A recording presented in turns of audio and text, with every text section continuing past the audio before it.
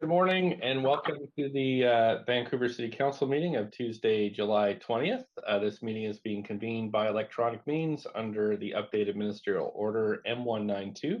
If my connection is lost during any portion of this meeting, we'll recess until my connection is restored.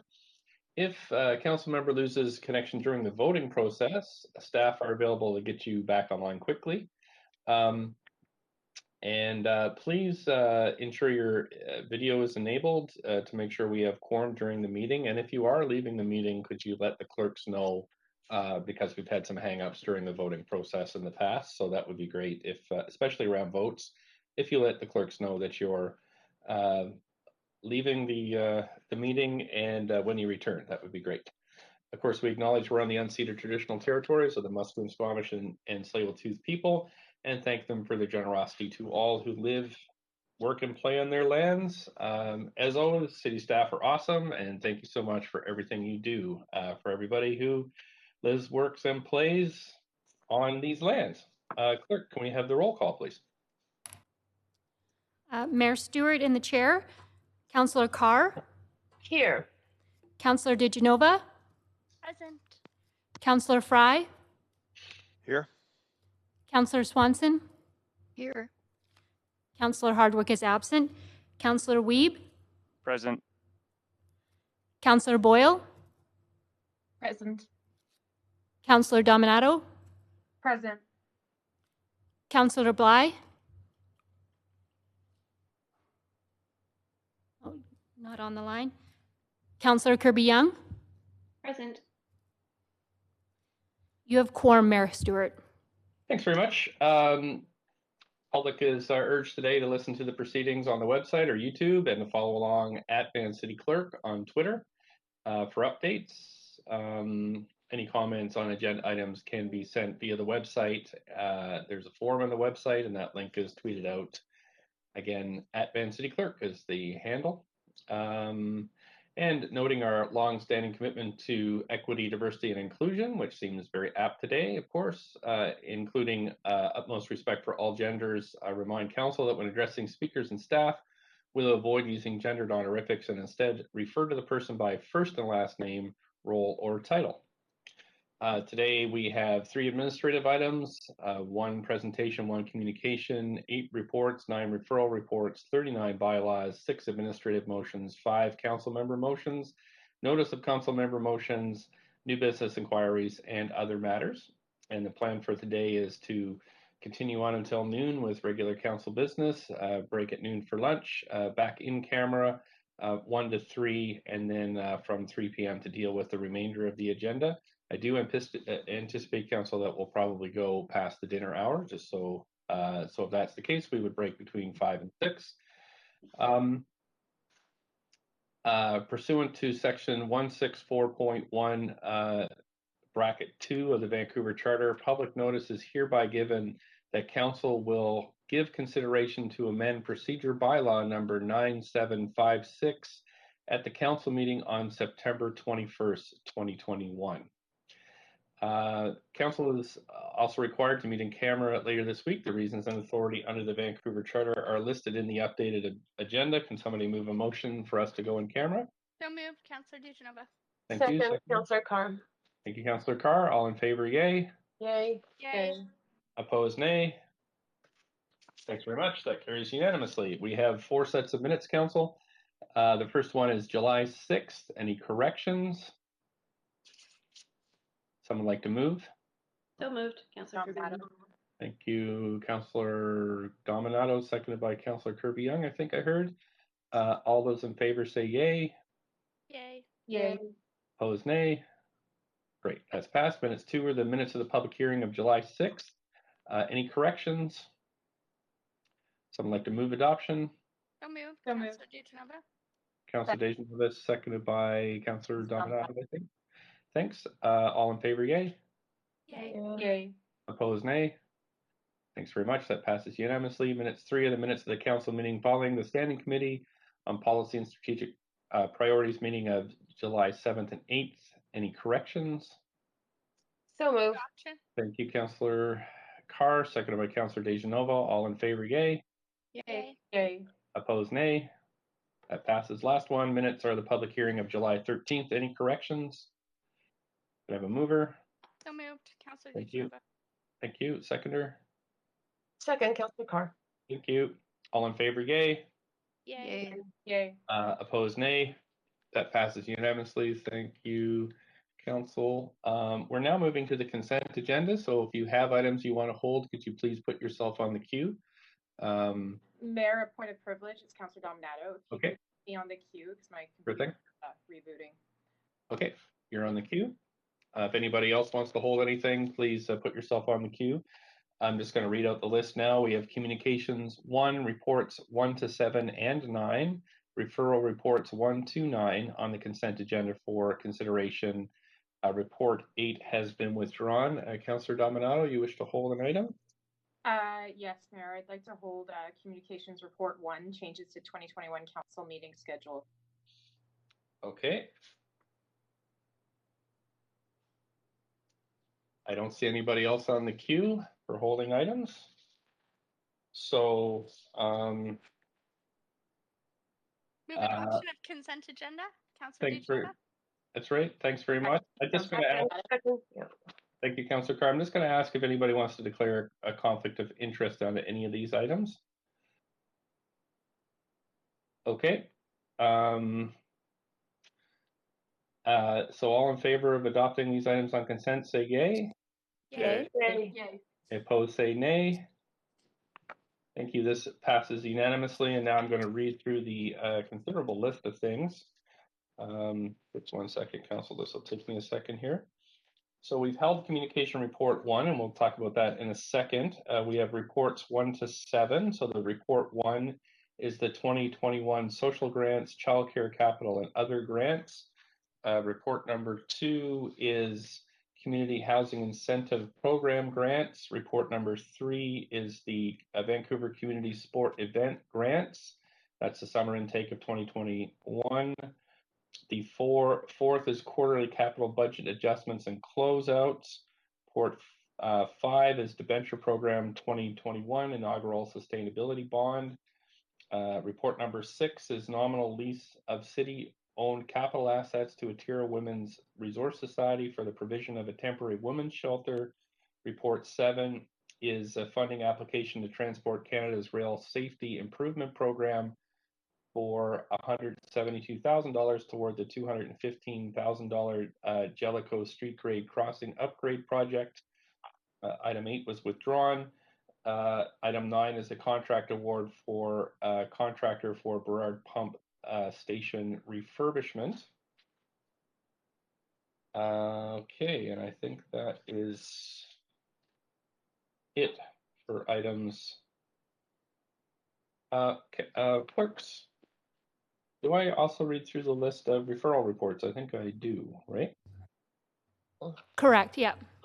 Thanks. Okay.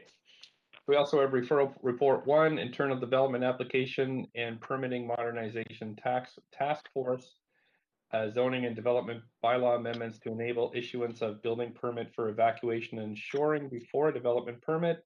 Referral report 2, minor amendments to FC2 zoning district schedule. Report 3, removal of the Alma Street West Side building line north of West 4th Avenue. Item 4, CD1 rezoning for 3449 West 41st Avenue. Item referral report 5, CD1 rezoning 4426 Knight Street. Referral report 6, CD1 rezoning on 325 West 41st Avenue. Report 7, CD1 rezoning on 357 West 41st Avenue. Item referral report 8, rezoning on 721 West 49th Avenue. And referral report 9, rezoning on 515 West 60th Avenue. Okay, those are all adopted. And now we're on to our one and only presentation. So we have a present today. Just 1 second here. Right. Okay, that's right. So we have the presentation first, which is equity framework. We have Aftab Irfan, who is our Chief Equity Officer, who will present on this item. We'll have some questions and discussion after that. Thank you.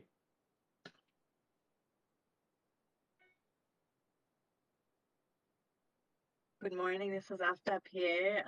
So nice to be here this morning presenting this work on the equity framework. As most of you know, this work has been in the making for a long time. It definitely started long before I joined the city less than a year ago. And there have been many staff and community members walking alongside them who have contributed to the creation of this work long before equity got the recognition that it has now, and before we had the racial awakening that we've had in the past year. So I just want to recognize the work of all these colleagues, some of whom are not with the city anymore, some of them who might be watching this morning or following along.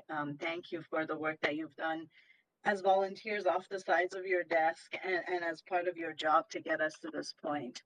I just also, before we start, wanted to say that the conversations about equity issues are conversations about identity and lived experience. And while we need a healthy discussion to get these concepts right, sometimes the conversations can be distressing, particularly for those with trauma connected with lived experience. So we do have a couple of mental health professionals standing by this morning to help if anybody following along find themselves in distress of some sort.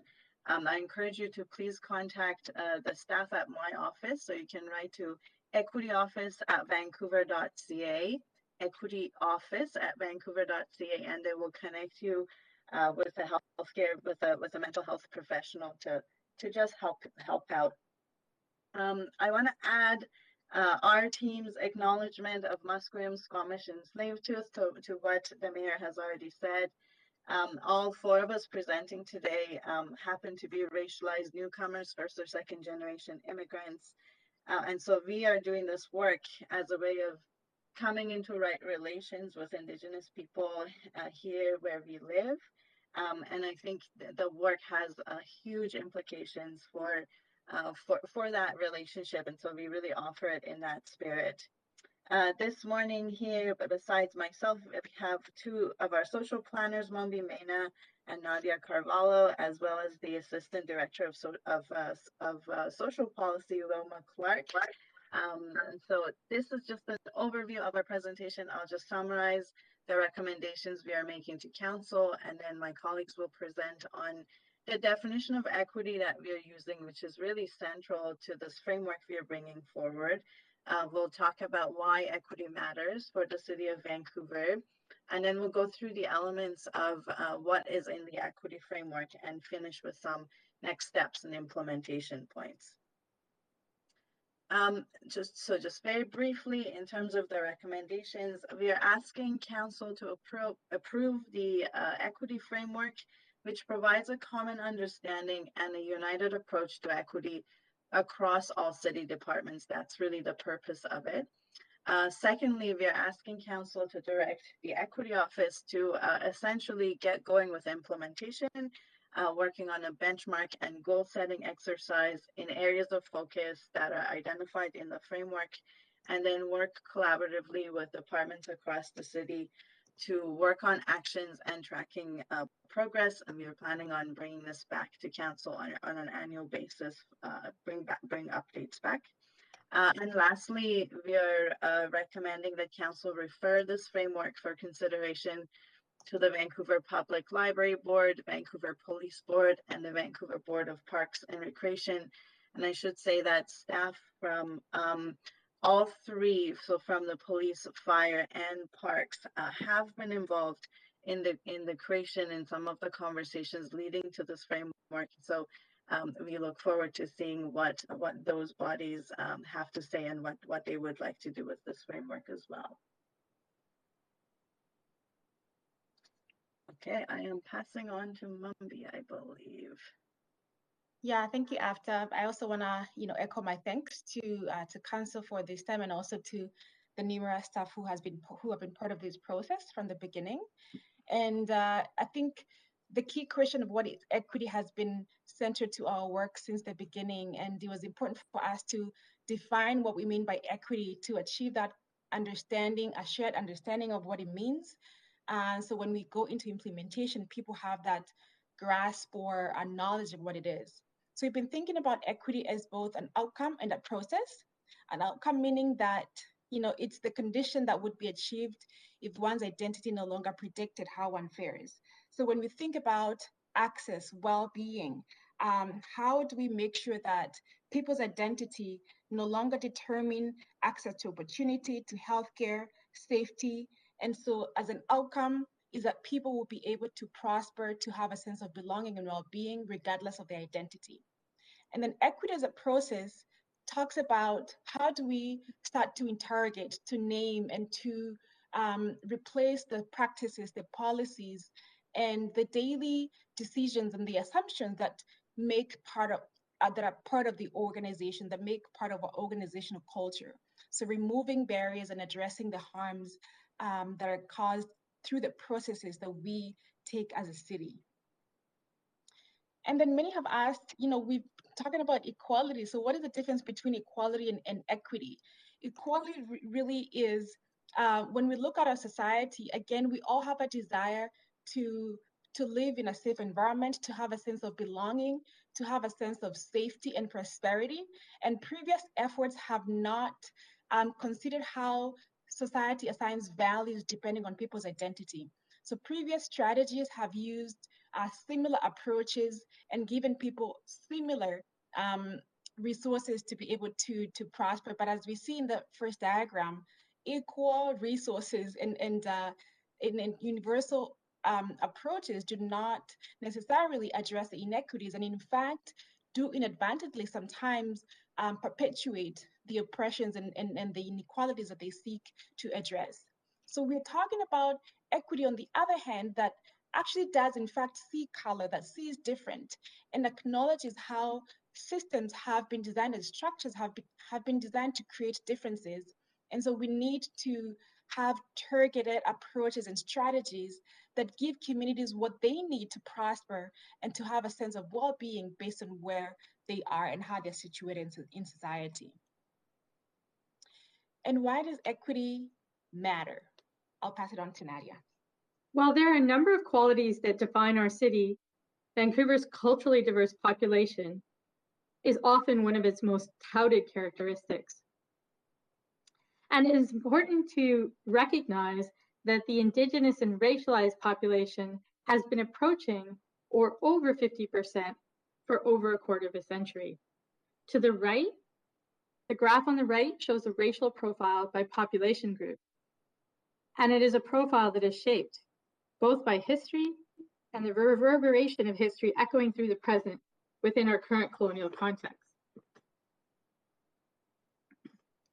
The equity framework is poised to assist us in being able to design and deliver services and programs and truly plan for a diverse population by recognizing how systems are creating benefit and advantage for some while disadvantaging other population groups.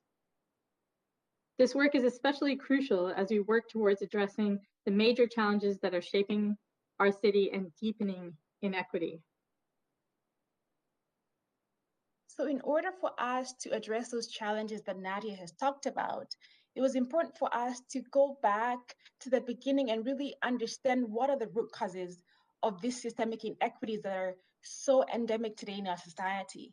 And colonialism is one of those systems that have, from the beginning, really shaped how society is framed today. When we think about other countries, they talk about external colonialism, where a small number of Western Europeans went into countries and took over political rule for the purpose of taking resources back to their countries. But in Canada and other Western countries, settler colonialism is what is played historically and currently, and was really about displacing Indigenous peoples from their lands, and supported by this ideology of terra nullius, or doctrine of discovery, that there were not people here, and if there were people here, they did not know what to do with their land. So by harm, by force, by violence, they displaced Indigenous peoples from their lands with the purpose of building wealth. And that was only mainly possible because of the invention of race. And what Western Europeans did is that they placed themselves, so white people were placed at the highest level of hierarchy as the most intelligent race, as the beautiful race, as the most civilized. And that allowed them to justify dispossession of indigenous people's lands, the enslavement of African peoples, racial segregation, and gender oppression, and denial of personhood and political power.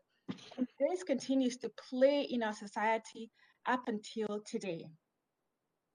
Also, another root cause of inequities is ableism, which is a system of thought and practices and belief systems that look at difference as a non-desirable thing, and especially for people with disabilities, relegating them to people who are not valuable within a capitalistic society, and relegating them to institutions and to justify abuse and disposal of people with disabilities. And so ableistic perspectives and views inform how we build our city, how we design our streets, access to different services, opportunities for various people. So these are the things that we need to start naming to daylight, and in order for us to move forward. Locally, provincially, and nationally, colonial history has created lasting harm which has been brought into sharp relief these past few months through the discovery of thousands of unmarked children's graves at residential schools, and also by the Indigenous women and girls who have gone missing and have been murdered over the past number of decades, and who continue to go missing and be murdered. Descendants of enslaved Africans have told us directly through this process about their experience, and how that experience and the ongoing anti-Black racism that they experience that continue to create disparate outcomes for their population. Charmaine Nelson, a McGill professor, has asked and is exploring what it takes to erase 200 years of history from the collective consciousness of the nation. And she and others are daylighting this chapter of Canadian history where Indigenous and Black people were enslaved in our country. This thread of decision-making, policies, practices that connect our past to our present is a crucial component of understanding our present and how we got from there to here. Next slide.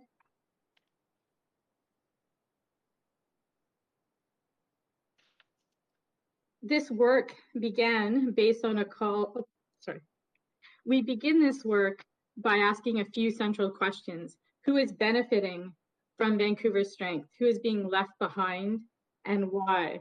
What is the role of the city? And we have many, which means we have many opportunities to influence, to leverage, to signal, and to have the courage to show at all levels of the organization bold leadership and a deep and sustained and unwavering commitment to action.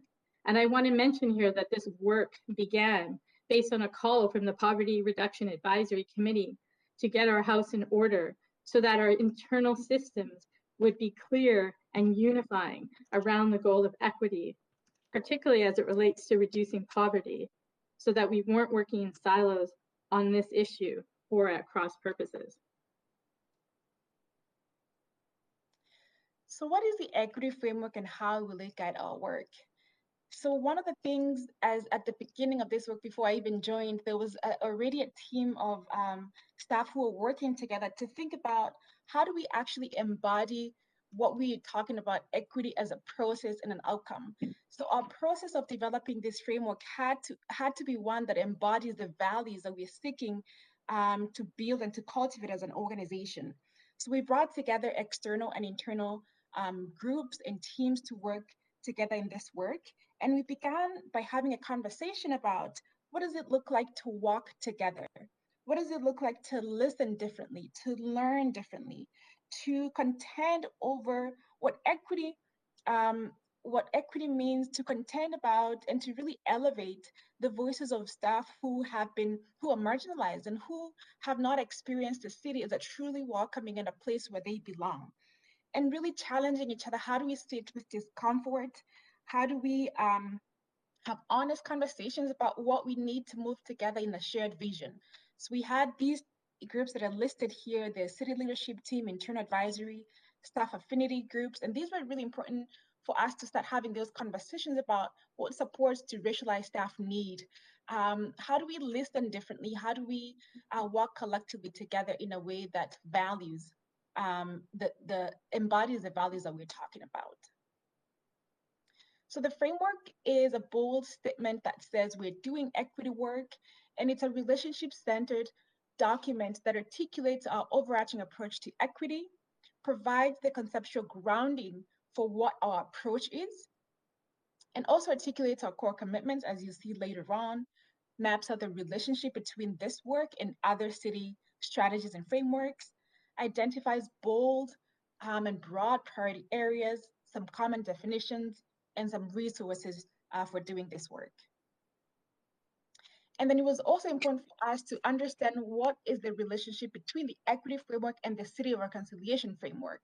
And given where we are on unceded lands, we articulated and together with our partners, came to a shared understanding that the framework needed to be complementary and supporting, but not a replacement to reconciliation work. That work needed to continue happening. So, of course, the equity framework is not the first or the only strategy that the city has to work around equity issues. We have also a number of what we are calling roughly identity-based strategies, some of which exist already and some of which are in development. So we've had a trans and gender diverse inclusion strategy, the women's equity strategy, and the accessibility strategy and anti-racism are coming. They're ones that are being worked on right now. We've been thinking about the metaphor of water to describe the relationship between the equity framework and these strategies, so that the equity framework, along with the reconciliation framework, that's kind of the source of water that these other strategies draw from. And then we also have this other set of strategies, which we might call functional strategies, the Healthy City Strategy, Climate Emergency Action, Vancouver Plan.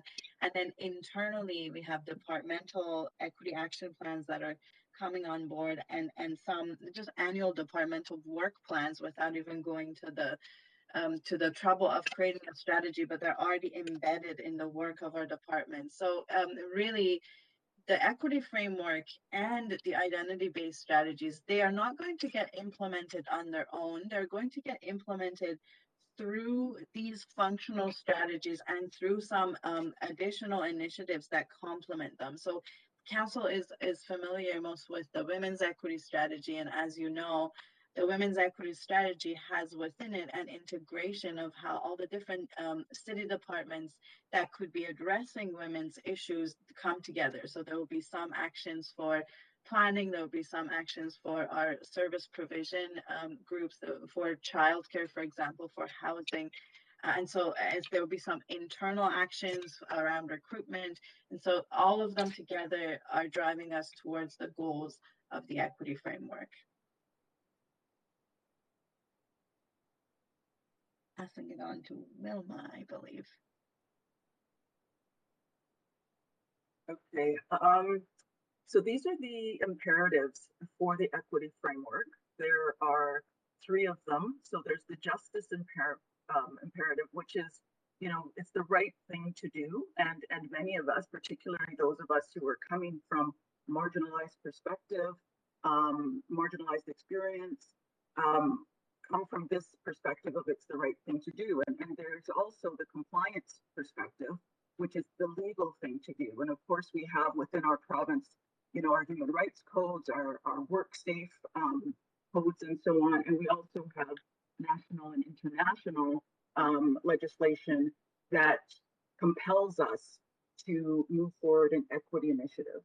And thirdly, there's the effectiveness imperative, which is strategically, as an organization, it makes sense, and it has been demonstrated to be positive for an organization in terms of our outcomes, in terms of our relationship with community, to take on an equity lens in all of our work. So together, these 3 imperatives tell us what is the right thing to do in terms of the equity lens.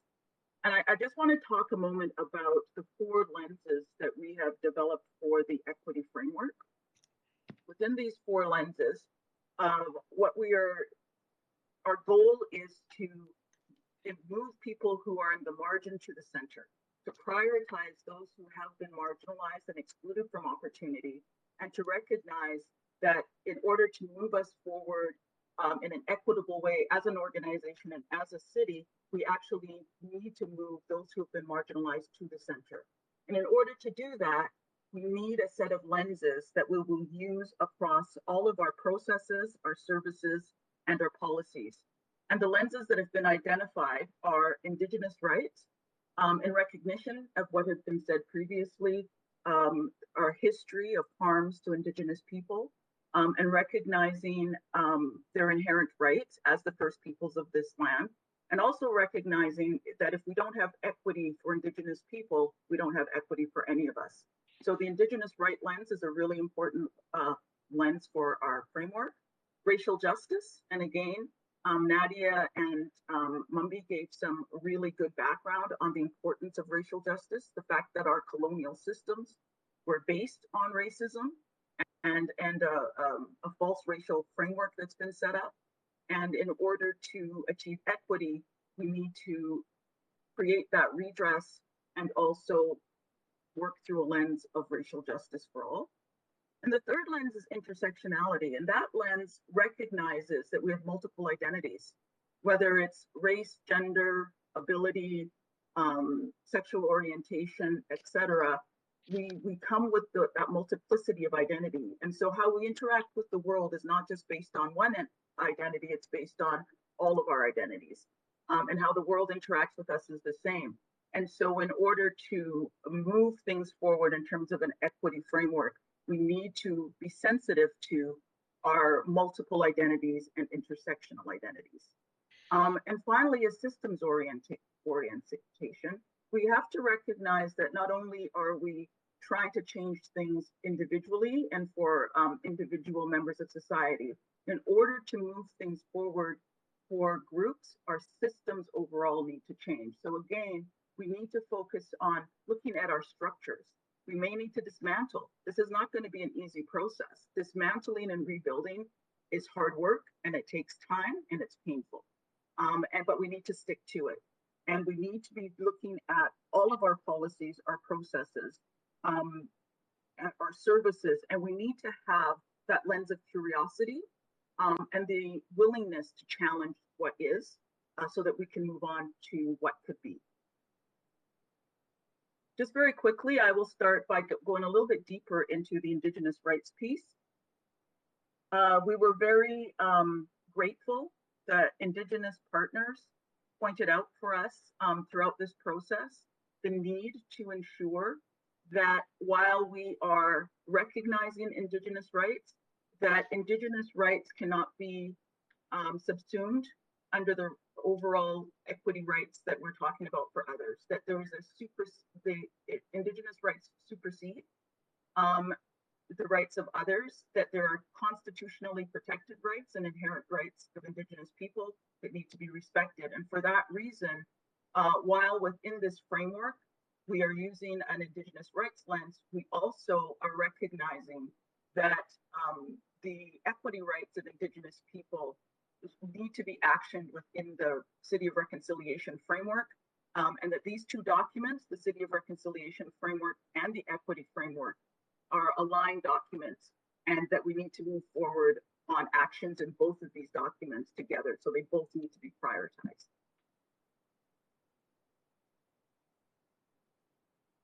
With that, I'll move it on to Mumbi. To Nadia. Thank you. Oh, Nadia, thank you. Thank you. As a city where 1 out of 2 residents are racialized and where this diversity level has remained consistent for over a quarter of a century, it is important that we do the work to uncover and name the racism that is embedded in our systems so that we can work to dismantle and rebuild these aspects of our systems. I keep coming back to that amount of time and the level of diversity in our population, because often when we don't see diversity at our leadership tables, in workforces, at decision-making tables, it's not about a pipeline issue. And as you've seen through the presentation, there's some critical questions that we ask through equity is who is at the decision-making table, who is represented, who is benefiting in our processes and who are our processes designed to support, and do they account for the differences that we've mentioned. And I also wanted to mention that previously, so much of the struggle for Indigenous rights and racial equity is hidden. Sometimes it's hidden in plain sight, and other times it's been erased. And I wanted to mention that because in my lifetime, in my family's lifetime alone, there have been 3 of these national racial reckonings or awakenings. And many people don't know about them, but those calls have been pivot points in our history that have helped drive the call for organizations and institutions to address systemic racism. And also, in addition to what Wilma talked about in terms of intersectionality, people ask us, what about gender? And what about, class, immigration, ability? And we're saying that we're taking an end-to-end approach. So really upholding Indigenous rights, and also taking what the targeted approach is, the racial justice approach, while also working on gender and on accessibility, in recognition that people have intersecting identities, multiple identities, and also that multiple forms of systemic oppression, based on patriarchy, racism, ableism, classism, all come together and overlap to have unique outcomes for various people. And also in terms of a systemic approach, we need to talk about the values, the attitudes that are embedded in our systems and that form part of our organizational and organizational culture. So when we see people struggling, equity denied groups not achieving their full potential, we don't pathologize individuals and ask what is wrong with these people, but we instead examine our structure. So the groundwater problem, examining our structures, looking at our cultures, and how these play into these systemic inequities. And so these 4 lenses are what will guide our activities, our implementation going forward. So in terms of our equity statements, as mentioned before, Mumbi talked about equity as both an outcome and a process. Equity names and addresses systemic inequalities in favor of those groups who have been disproportionately impacted, particularly Indigenous and racialized people, but other marginalized groups as well. Equity seeks ways to transform current structures, policies, and processes, as I've mentioned before, in order to rebalance power and to make sure that people can come together in new ways and in equitable ways in the right relations with each other. And equity also amplifies and affirms the dignity and rights of all people. And this is again going back to recognizing our intersectionality and that it's informed by Indigenous knowledge and also the various worldviews that all of us bring into the work environment, and that all of these are authentic and valued. We also have a number of commitments that we're hoping today that Council will adopt. And we really need to be mindful that these are very strong commitments that we're asking Council and leadership and all city staffs to commit to. So number 1 is a commitment to our ongoing equity work and just recognizing that it takes time and that we are committed over time. And again, to mention that it's not going to be easy, but it's going to be well worth it for ourselves and for the communities that we serve. We need to create spaces for accountable learning for all of us. We're all on a learning journey and we're all at different places on our learning journey. And we need to have that space for each other and that kindness to each other as we learn together, and recognize that we will make mistakes along the way and that we are going to be taking some risks. But again, it's worth it in terms of the outcomes that we're seeking. Representation and leadership. And this means, again, looking at our hiring practices, looking at our decision making, being curious and asking those questions, and being open for all of us in leadership levels to our staff and community at all levels, asking, why do we do these things the way we do? Can't we do them differently? Here's how it would support community better. And being really open to that. Fostering relationships across the organization and in community as we walk this journey together, how important that is to be walking it and co-creating within our staffing and within our community, and to be listening to those voices and to be on this journey together.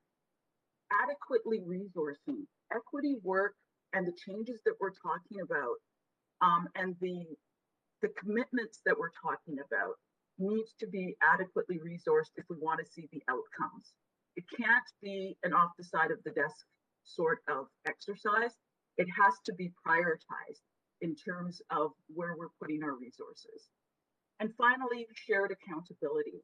And this is recognizing our accountability across at every level of leadership, at every level of staffing, and in our work with community. We're all accountable, and that accountability will be built in to our performance measures, to our feedback from community, to how we do the work overall. We're accountable throughout the organization. And then, of course, the question is, what do all these principles, commitments, and lenses, what do they mean when they hit the ground? What do they look like in action? And in the framework document that accompanies this presentation, we try to give as many concrete examples as possible of how might we translate some of these concepts into actions. We do also plan to do a kind of action planning exercise to make sure that we're looking comprehensively at all the areas of work that the city is engaged in. And we are using this framework that comes from something called the Global Diversity, Equity, and Inclusion Benchmarks, an international tool we are using to organize this work. And we are identifying 4 key priority areas. The first of which is a foundational area. So that looks at, do we have a strong vision, leadership? Do we have a governance structure? Do we have structures that make sense for leading this work internally? And of course, the equity framework itself is a very important foundational piece that helps us kind of level up in that area of work. The second group are internal functions, which are essentially our human resources functions. There would be things like recruitment, advancement, retention, benefits, flexibility, all of those functions. And there's definitely a lot of work we need to be doing internally, and work that's already ongoing that needs to become more visible and connected to across the organization. We have a priority area that are called the bridging functions, and they include all the other pieces that the city does that kind of hold everything together. So they include learning, communications, finance, legal, facilities development, all of the kind of behind the scene functions. And there's a lot of structures in there that could be tweaked and need to be tweaked to walk in the direction of equity. And then finally, we have our external priority areas, which are community-facing functions. That's actually the majority of what the municipality does for the community and what would be visible to the community. It would be planning, parks, delivery of services, fire, all of those functions. So again, the question is, what do we need to do in those areas, and how do we change our systems in this direction? So if you can just go to the next slide. Just a little bit more introduction to this global diversity, equity, and inclusion benchmark tool.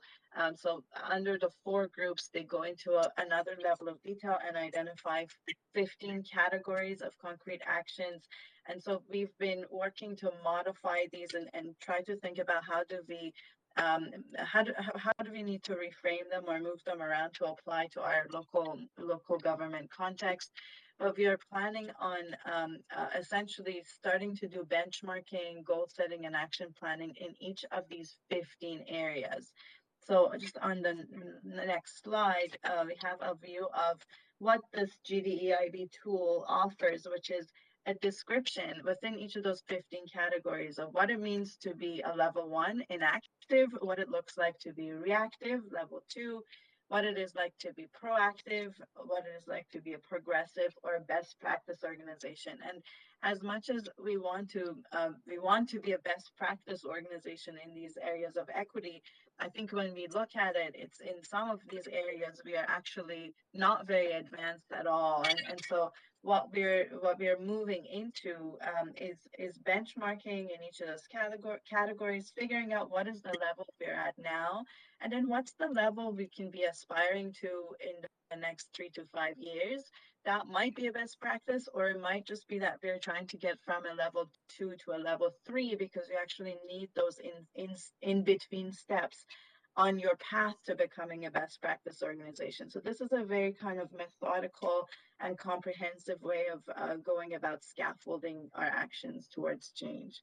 So if this framework is adopted, our immediate next steps are to communicate the messages to our employees for sure, and throughout the community, and then to move into a benchmarking exercise. We now also are beginning to get the results of our first employee benchmark survey, which gives us a sense of who actually works at the city and what their experiences are. We're going to pull that into our benchmarking exercise. And then we're going to set some goals and then work with departments to begin to figure out what are they already doing towards these goals and what actions are missing or need to be better aligned. We are planning on building an equity dashboard that makes the departmental goals and actions visible and allows us to do some tracking and to hold ourselves and each other accountable to move in this direction.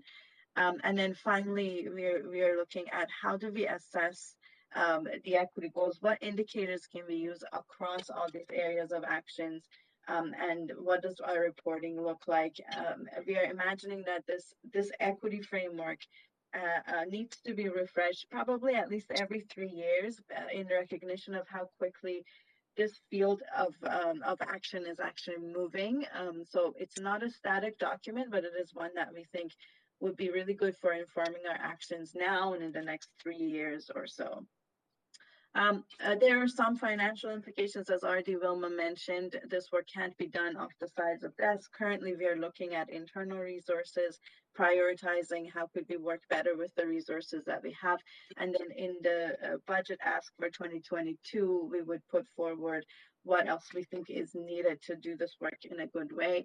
And I just want to also say, again, it's been said several times in this presentation, but the equity work cannot move forward without the work on Indigenous rights.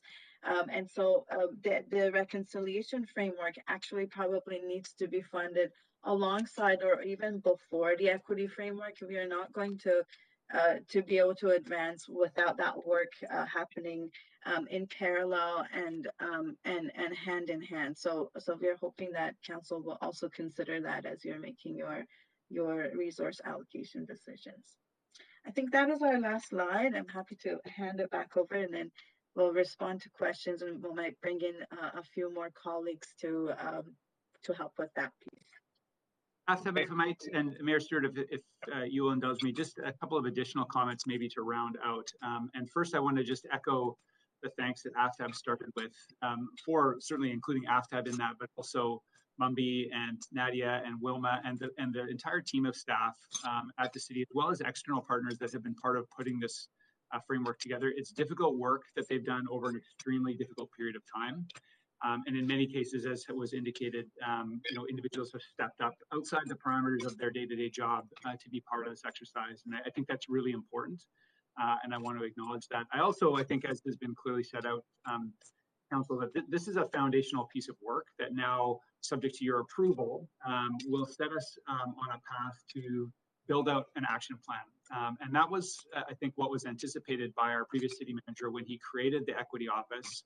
And I'm so pleased that we're in a position now with AFTAB and her team to really be able to support the organization in moving this work forward. I think that's critical. This is, as you know, the City of Vancouver is a very complicated organization. We have over 8,000 people that work for us doing a whole range of different jobs in very, very different contexts. So that coordination piece and really getting clear on what our priorities and ensuring we're aligned is going to be a success factor in actually making change, positive change here. That responsibility ultimately rests with me and in our office, and I'm pleased to be working with AFTAB on that. And that's really our next step now, is coming out of today and any further direction you get from us is transitioning now to development of an action plan that we'll be able to continue to keep you and the community apprised of. So again, just can't say enough, big, huge thank you to our team that's been working on this. Thank you. Team, we do have 2 speakers that have signed up for this, so I'm wondering if council's okay if we just move to the speakers who are on the line and ready to go before we move to questions from staff. Move to suspend the rules and hear speakers. Sure. As long as I don't have any objections, I think I'll just take it as granted, and I don't hear any objections. So thank you, Councillor Dejanova. We can just move ahead. We have Donna Chang on the line. Can you hear me? Yes, we can. Up to 5 minutes. Okay. Whenever you're ready, please go ahead. Okay, thank you. Hello, everyone. My name is Donna Chang, and I'm the Executive Director of Cedar Cottage Neighborhood House. Thank you to Council, to all of the staff for this opportunity. I was born in the city of Vancouver, as were my parents. My family has been on this unceded territory since the 1870s, and I'm always been grateful for the welcome and the wisdom that the Indigenous people have always shown to me and my family. I'm here today to show support for the work that have been done by the staff and the experts in the field that Paul so eloquently described, all of us who gave our time to help develop the City of Vancouver Equity Framework. This document was created in about a 2-year span by people who knew way more than me, who listened, debated, and discussed about what and how such a framework could bring forward change for each person working in the City of Vancouver. My support for the equity framework is in the hopes that this document will do more than state simply an apology for the past wrongs, but that there is recognition that the past has created lasting losses of hope, of identity, and personhood, and that it is time for the City of Vancouver to acknowledge that the past has created deep systemic inequities that play out today in your offices, in your decisions, in all of your relationships. The City of Vancouver has the opportunity to be a leader in this work, and I am proud to have participated in the development of a document that can serve as a guide for how change can begin. I appreciate the contributions of all of my colleagues on the External Advisory Committee, the staff who worked so hard to do this work while the world collided all around us. From George Floyd to the 215 bodies of children found, we live in a time of deep reckoning, and it was the brave staff who kept the work focused to keep moving forward and not to lose this small moment that everyone was paying attention to. It is my hope that this moment will not be fleeting. And, you know, the presentation that I watched this morning just speaks to the complexity of what this is. This isn't going to be simple. But for all of us with the neighborhood houses and for the Association of Neighborhood Houses, we are here to support the equity framework, and we are prepared to make this document a tool for social change. I believe that the City of Vancouver has a gift today to really understand what it is that is in front of them, and with the support of the staff and the community, that we collectively can make a difference for all people that live in the city. Thank you. Thank you so much. I think you have questions from councillors. I've got Councillor Kirby-Yung up first. Councillor Kirby-Yung? Mayor, I believe that's the question queue for questions to staff. Okay, we'll come back to that. Councillor Boyle, you have questions for the speaker? I also had been on the previous queue, so can remove. Okay. Councillor Weeb, questions for the speaker? No. I'm on the same queue as the other councillors. Okay, yeah, we'll just go through the speaker queue first. So thank you very much, speaker. There are no questions for you, and I'm going to move on to the next speaker. Thanks again for your participation today. We have Trudy Goals. Good morning. Good morning, Mayor and Council. Hi. Good morning, Mayor and Council. So my name is Trudy Goals. I am a director on the Board of Women Transforming Cities, and I'm here this morning to encourage Council to support all the recommendations in the equity framework. As you know from all of your years of working with Women Transforming Cities, we look at everything at the city with an intersectional feminist lens. It's appreciated that this framework has accurately given credit to Dr. Kimberly Crenshaw for her trailblazing work in this area. And while our role is always to look at gender and gender expression and how it intersects with all identities, we just like to remind staff not to forget this as they're going through their work and to apply this framework alongside the gender equity strategy already at the city. This framework, when applied with genuine effort, it has the ability to shift the way the City of Vancouver does all of its work. And as such, it's going to create a deep ripple effect into the community. It will require the will of council and the effort of staff to make it meaningful. And while the entire framework is outstanding, I would like to highlight some of the strong practices that we saw in this framework that really make it shine.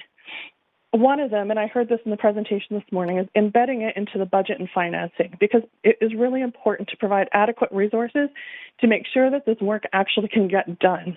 It really isn't something that anybody can do off the side of their desk. It's not an afterthought. By including things like the quote from the Vancouver Park Board, from their reconciliation vision, it read, "We consent to learn in public. We will make mistakes. We will sit with those mistakes, be transparent about them, and use them both to learn and to teach." That's a really decolonized way of approaching work, and it is a different way of approaching work, and that shows real leadership and demonstrating a commitment to doing this work differently. By recognizing this work is both process and outcome, you are truly seizing the opportunity for long-term change. We cannot do this work in the same colonial, patriarchal, and oppressive ways that we've been working and expect a different outcome. Thank you for naming this so clearly, and we are so excited to participate in this work with you. We really appreciate that you use the GDEIB as a tool for this work and publicly are reporting on the city's metrics and progress. You are ensuring this work you will remain accountable to all of this work as well. Thank you also for clearly stating that this is long-term work, and the review of this framework will be required regularly because as we learn better, we can do better. We look forward to seeing this work applied in critical areas like at the Park Board, libraries, and my favorite, the Police Board. Under this framework, we look forward to learning more about the city, how the city will collect data, and we hope it will start by implementing a disaggregated collection and reporting system. And we look forward to seeing how this work will be measured and reported so we can recognize your successful changes and help find the gaps to continue working on them. We're also looking forward to see how this work transforms the external work of the city, and in particular, how it might be applied to engaging residents in the upcoming municipal election in 2022. It is truly my pleasure to be here this morning and express my gratitude on behalf of Women Transforming Cities for the work done by the EDI team to bring this work to Council for consideration.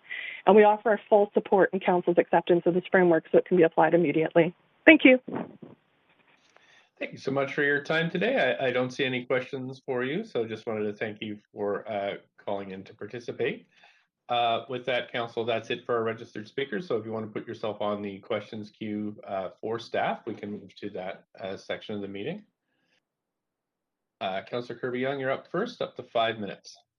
Yeah, thank you. And thank you so much to all the staff, Aftab, Mumby, Nadia, and Wilma, and others that have contributed to the strategy. Really appreciate it, and it's important work. Council did have an early opportunity to sort of see the evolution of the work. And at that time, I had asked the question around where are we now and what does success look like and how will we know when we've progressed and sort of moved forward. And so in that spirit, I'm really pleased to see the notation for establishing benchmarking and measurements in the report.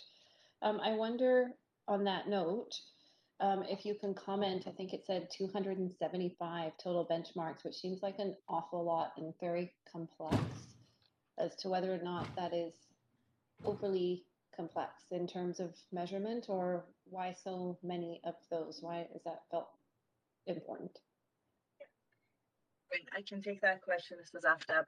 So the 200 and is it 75 or 57? So that number comes from looking at 15 categories and 5 benchmarks, if you will, or 5 levels in each category. So it's 15 times 5. What we're actually looking at is benchmarking in those 15 categories. So I think the number is probably a little bit misleading, but what we are trying to say is within each of them, say where do we stand, and have a conversation among staff to determine what that level is. I don't imagine that we'll have that many indicators of success. I think we need to grapple with, what is a manageable number of actual indicators, numeric indicators specifically. It's not going to be that many, and I take your point. We need to be careful about the scope of this thing, that we don't bite too big. Yeah, thanks. I appreciate that, because I think that sometimes there's beauty and simplicity of enabling people to focus on outcomes as opposed to getting bogged down in an overly complex or detailed framework. So I appreciate that. Sometimes it's easier to rally people and communicate out how we're doing. On that note, in terms of sort of still staying on that assessment piece, you had referenced some of the diversity of different areas that this impacts, from HR to finance, et cetera. And I'm wondering if you're able to add a bit of color and share some examples of sort of some specific practices that you might see in terms of, tangible examples of how things might change. Like, would it be the ratio of diversity in HR? Would it be something like an evolved procurement policy, although we already have a social procurement policy, to try to give opportunity equity-seeking groups? Could you provide some specific examples of what might be an outcome in the city's operations? Sure.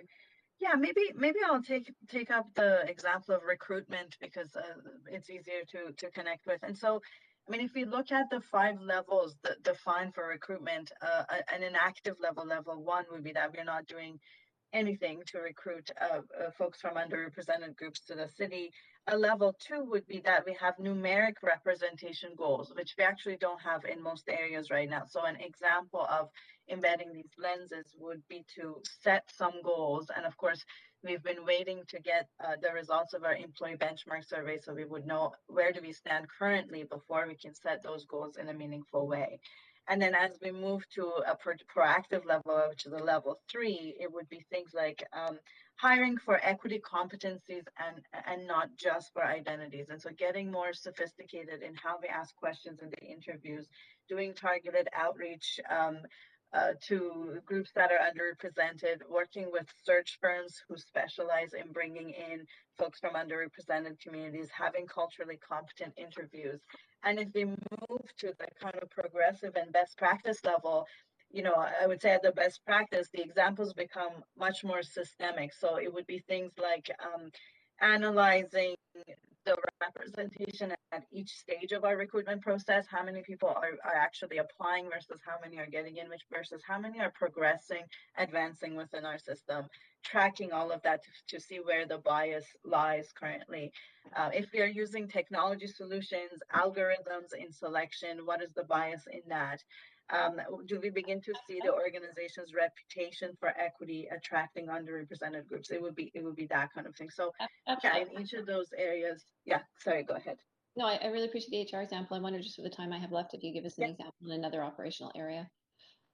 Yeah, I mean, recruitment would be an internal. So I think procurement, which is the other one you referenced, is a really good example as well. And so in that area, we have some existing practices that are focusing on, for example, just looking for who is coming in as potential contractors, asking some identity questions. But we have a long way to go in facilitating the process of especially smaller consulting groups, contractors who tend to be the racialized folks, the underrepresented groups, definitely Indigenous consultants. We need to make our process a lot more straightforward for them. And so a best practice would look like, actually changing the way that we are doing RFPs, or having alternative ways of maybe expediting, thinking about what are the recruitments, what are the requirements for folks to be taking those up, and are they really necessary, so that we can expand who we are bringing in as contractors. Thanks so much. That's the end of the 5. Councillor Boyle, up to 5 minutes. Thanks, and really appreciate the breadth and depth of this work, and the huge amount of time and wisdom that's gone into it. My first question, I'm also interested in how we're operationalizing this work and how we can support it from council to really succeed. My first question on that front is around how the equity framework interacts with the citywide planning process. Sure, I can take a stab at that. So, of course, the citywide planning process, or what has been called the Vancouver Plan up to now. I think it is one where there's a lot of potential to embed these lenses. We did have both the equity office and the social policy folks that you've just heard from. We have been involved in the early stages and in creation of the citywide plan, and so. Some examples of how these lenses would look in that process is doing consultations with racialized communities specifically, some of which has already been done. That takes the lens of seeing equity not as a let's treat everybody uniformly and exactly the same, but where are the specific needs and where do we need to do specific outreach. Another example would be taking the lens of equity as a process and paying attention to Indigenous rights. What that would mean for the citywide plan would be working relationally and at the speed of trust with the host nations, and kind of letting that process take the time that it needs to take. An example of taking the racial equity lens to land use planning might be to begin to think about designating and supporting creation or revitalization of neighborhoods that are significant to specific racial and ethnic communities. Of course, we have some examples of those, and the Vancouver plan, the citywide plan, could really strengthen that. Or an example of the system orientation lens to zoning might be to look at the east side and the west side, and I mean, what we see right now is that if you live on the east side, you have less access to parks, recreation, you have more overcrowded schools, and that's where our racialized population is concentrated and lower income population is concentrated. So anything that the citywide plan can do to disrupt those dynamics, maybe it's something like equity initiative zones, similar to what the park board has been doing, or allocating new development of more affordable housing, rental housing, higher density housing on the west side.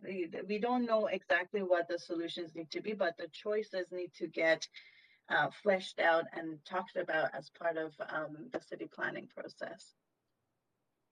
Okay, thanks. All of those examples are super helpful, and I really appreciate that. I'm wondering, as these processes, the equity framework and the Vancouver plan have been proceeding kind of concurrently, and council has an update on the citywide plan tomorrow, so I can ask some of these questions there too. But is there more work to do in connecting them, and is that work happening already, or is there a role council can play in making sure that as a big project we're undertaking, the citywide plan can be an early place that we're really practicing and implementing this equity framework? Mm-hmm. I think it would be great to ask that question tomorrow of the team that's presenting the citywide plan.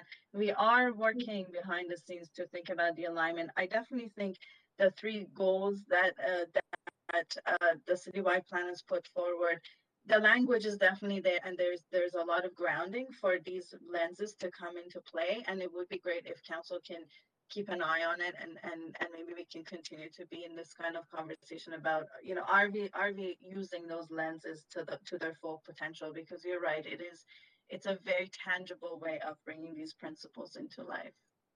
Okay, great. My last question is, I wonder, this is such deep learning work, and I know not all councillors were able to be here this morning for the presentation. Is there going to be some opportunity maybe in the fall for council to do some training and education on equity issues, on intersectional efforts, so that we can do some of that personal work ourselves and as a team? Yeah, I would say, we are going now into the stage of needing to really translate the equity framework into ways that it can be learned and kind of embodied by different folks in the organization. And so I would imagine that, yes, that would include council as we make some of those materials, that we can bring them back here as well. Great, I'm over time, but thank you so much for all of this work. Councillor Weave of the 5. Yeah, thanks so much for this work. This was an impressive presentation today. My first question is, how do we make sure that this does the system change we're hoping to? And how do we make sure that, unlike other strategies, accessible city, healthy city, colonial audits, that haven't been properly resourced and have taken longer than expected, how can we make sure that this work is properly resourced and meets the timelines and kind of breadth that was presented this morning? I can take a stab at it, and I don't know, Paul or Sandra, if you want to add.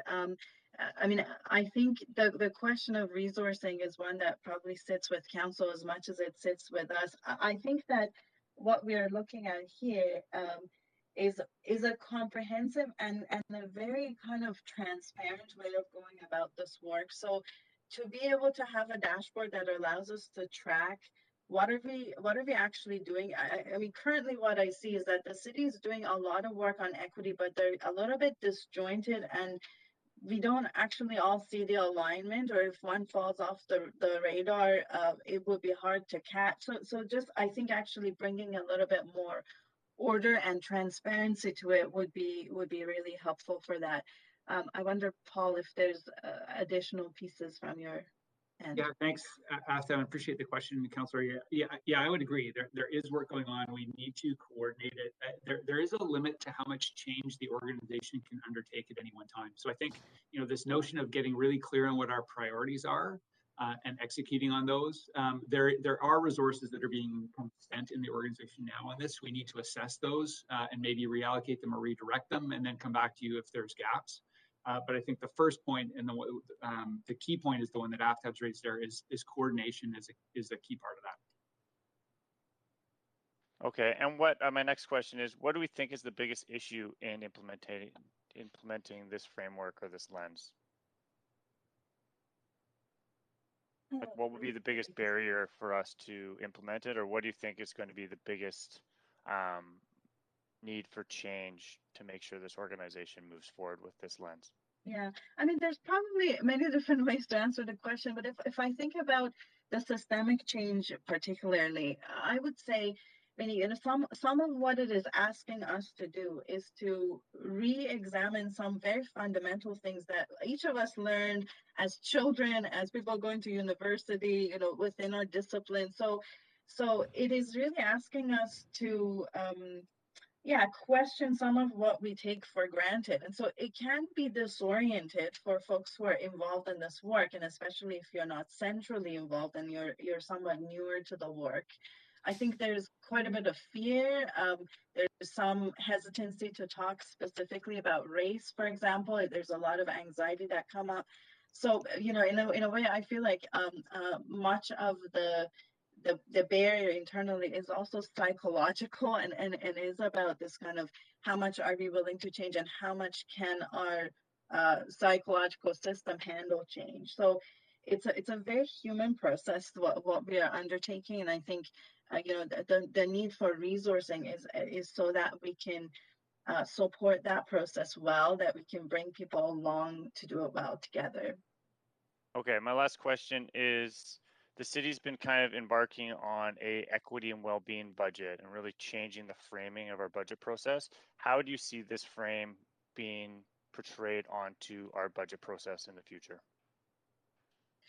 Yeah, that's a good question, and I don't know that we have yet a fulsome answer to that. I am in conversation with folks at finance to really begin to hash that out of how do we translate these lenses. I mean, some other municipalities have started doing a kind of equity assessment statement that comes with each initiative or budget ask as a way of allowing council to essentially do this kind of comparison or juxtaposition between a proposal and and the equity commitment. So that's a model that we could go with, but that's I feel like I'll be just a little bit premature trying to answer that in more detail. But we'll let you know, of course, as soon as we figure it out. Of course, and I really appreciate this journey. Thanks, Aftab. Councillor Swanson. Yeah, thanks so much for a great presentation. When you talk about benchmarking, does that involve getting disaggregated data? It does, and you know, internally we have again just began to do that this year with the first employee benchmark survey. But yes, it's you're asking about all the dimensions of identity. Okay, thanks. And I'm wondering if you could explain your thinking around having the 4 lenses of indigeneity, racial justice, intersectionality, and system orientation. And then I guess things like disability, gender, and class are part of intersectionality rather than one of the lenses. So what kind of thinking goes into that kind of framing? I'm wondering if Sandra or Leah Claire, if you want to take this piece. Absolutely. Sandra Singh, General Manager, Arts, Culture, and Community Services. Yes, Councillor, there, as Aftab and Mumby presented, there are so many different dimensions to identity to consider.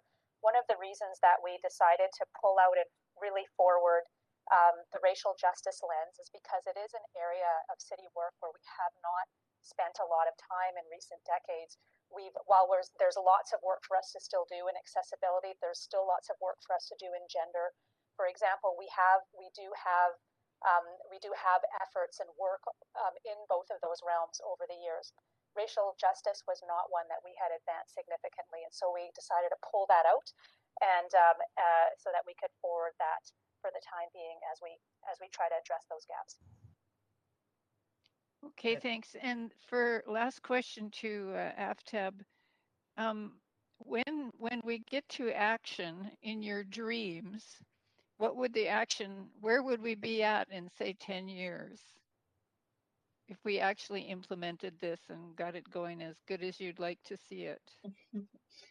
That's a lovely question. I mean, I think, you know, there's so many ways to think about it, but I think, you know, for one thing, we would be in a place in 10 years or hopefully less when the demographics of our staff body and our council is more representative of our community. I think that would be a real indication that we have moved the dial. I think we would have much stronger relationship with the local nations, with the indigenous, with the urban indigenous community, and those would be relationships of trust that they would want to work with us, that we would want to work with them, that you know, ultimately I think we would move into much more of a co-leadership model in this part of the world that we call City of Vancouver, working with the host nations. I imagine that in terms of inclusivity, if you will, or the well-being of anybody who's engaged with the city, that we would have people who kind of want to come to work, want to be part of the consultation processes, want to access city services without having to fear needing to out themselves or being made uncomfortable in the process of interacting with the city. Those would be the kinds of things that I would be dreaming. And I'm so in the kind of you know, functional transactional pieces right now that it is almost hard to dream big enough for this. But I think we could see some real changes in how it feels to be part of the City of Vancouver and to be a resident here. Okay, thank you so much. Thank you. Councillor Fry, up to 5. Yeah, thanks. And first off, Aftab, thanks to you and the team, and also thanks to the people who contributed to this, the folks that you would have talked to and interviewed. And I know these are difficult conversations, sometimes painful conversations for folks to have, and I just want to sort of name that I know it's not easy work to get to this place. So thank you to everyone who contributed. I'm wondering if just on a kind of almost a philosophical level, we often hear folks talk about equity, in particularly in employment and hiring, and they talk about equity in juxtaposition to the sort of, some would say, dated concept of meritocracies. And I noticed that in the City of Toronto's employment equity policy, they name at the very top of their kind of policies that they'll hire and promote on the basis of merit and potential. And I'm just wondering if you could kind of elaborate on how this works within that context and those sort of, I guess, public fears that are sometimes expressed around this kind of space. Yeah, that's a very interesting question. I mean, my sense of it is that actually what has happened is that we have defined merit to be too narrow in what we've done up until now. So in a way, there's nothing wrong with hiring for merit, but if we are defining merit to mean that you show up in a certain way, that you act in a certain way, and that really narrows it down to only certain people who can function in that way, or for whom it is natural to function in that way, I think we are then excluding by the definition of merit that we bring. So, if we take something like university degrees as an indication of merit, yes, for some roles, those will be very important. I think we have a whole lot of other roles where, it's kind of, we have it there because it's been negotiated with the union and because it kind of is a signal of something that societally we call merit, but it's not actually that relevant to the role that needs to be done. And maybe lived experience is a much more relevant component of merit for the role that needs to be done. So, I think that kind of philosophical debate will continue, but in terms of how pragmatically we work with it, what I imagine is that we can broaden, and this is already happening in some of our conversations on recruiting and advancement. How do we define excellence or merit in a way that is more inclusive itself? Does that make sense? Oh yeah, that is a great answer too. I appreciate that. Thank you. I guess my other sort of question, and this is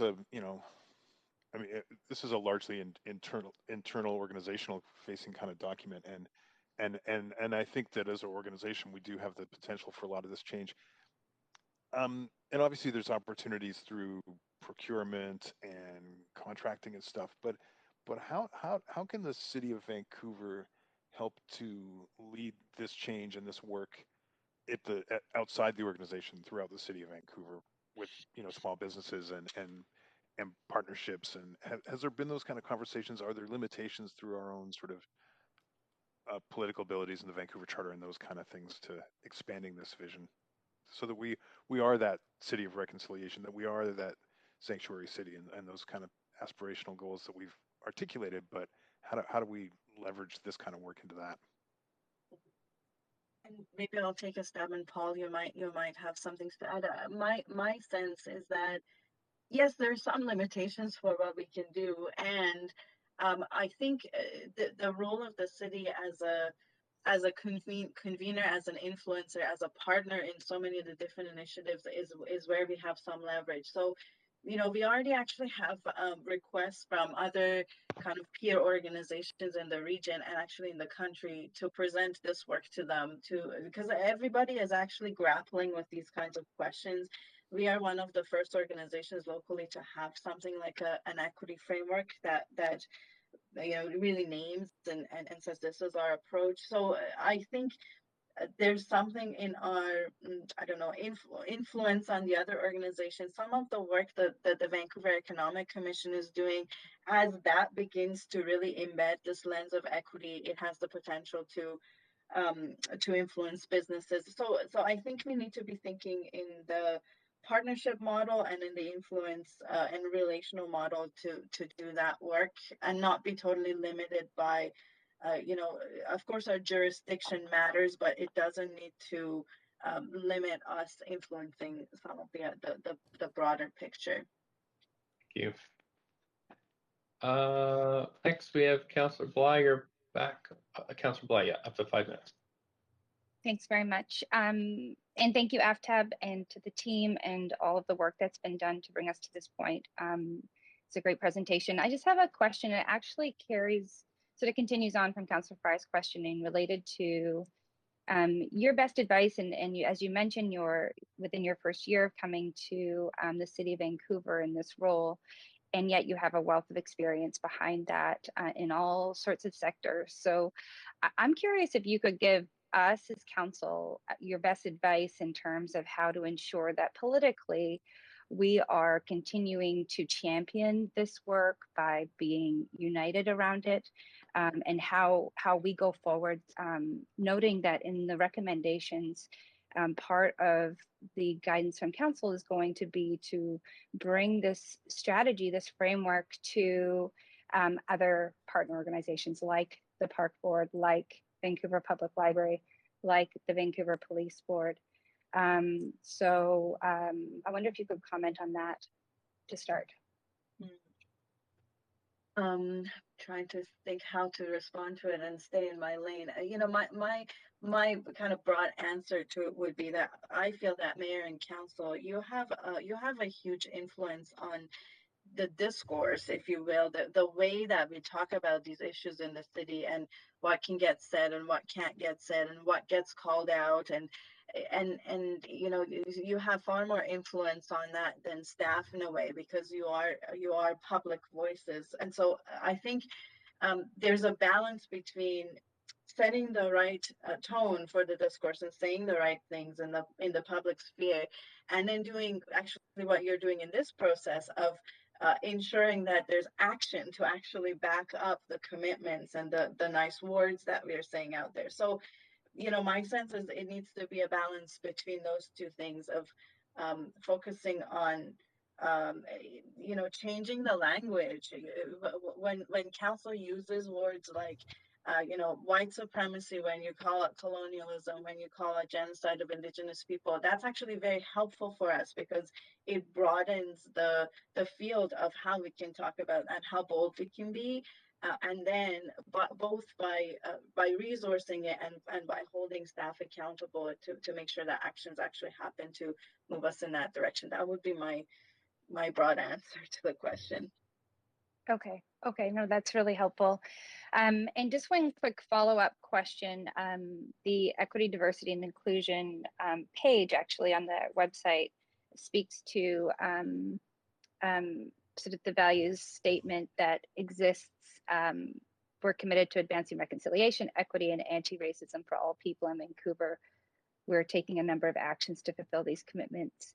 Do you see part of that existing value statement inform the work that we see before us today? I think that value statement has brought us to where we are today. I would imagine that if the equity framework is adopted today, that we would go on to update that statement and the way that we talk about this. I think we are a little bit more nuanced now in how we can talk about it, and can be out of the generalities and get a little bit more specific. So that would be the next step. Okay, well, with that, I do appreciate you answering my questions. I see there's other councillors on the queue. Thank you. Thank you. Thanks so much. Councillor Boyle, you're over your time. Yeah, I was just hoping to move the report, but I'll go back on after Councillor DiGenova. Thanks. Okay, thanks. Councillor DiGenova, up to 5 minutes for questions. Thanks very much. I really have appreciated the presentation and all of the work that the team has done on this under Aftab, your leadership. I'm wondering about, as we sort of are hearing right now, and I understand that there are different components to this. There are things to do now. There is what we have to do in the future, and there's really a strategy and a plan, and that's what we're looking at holistically.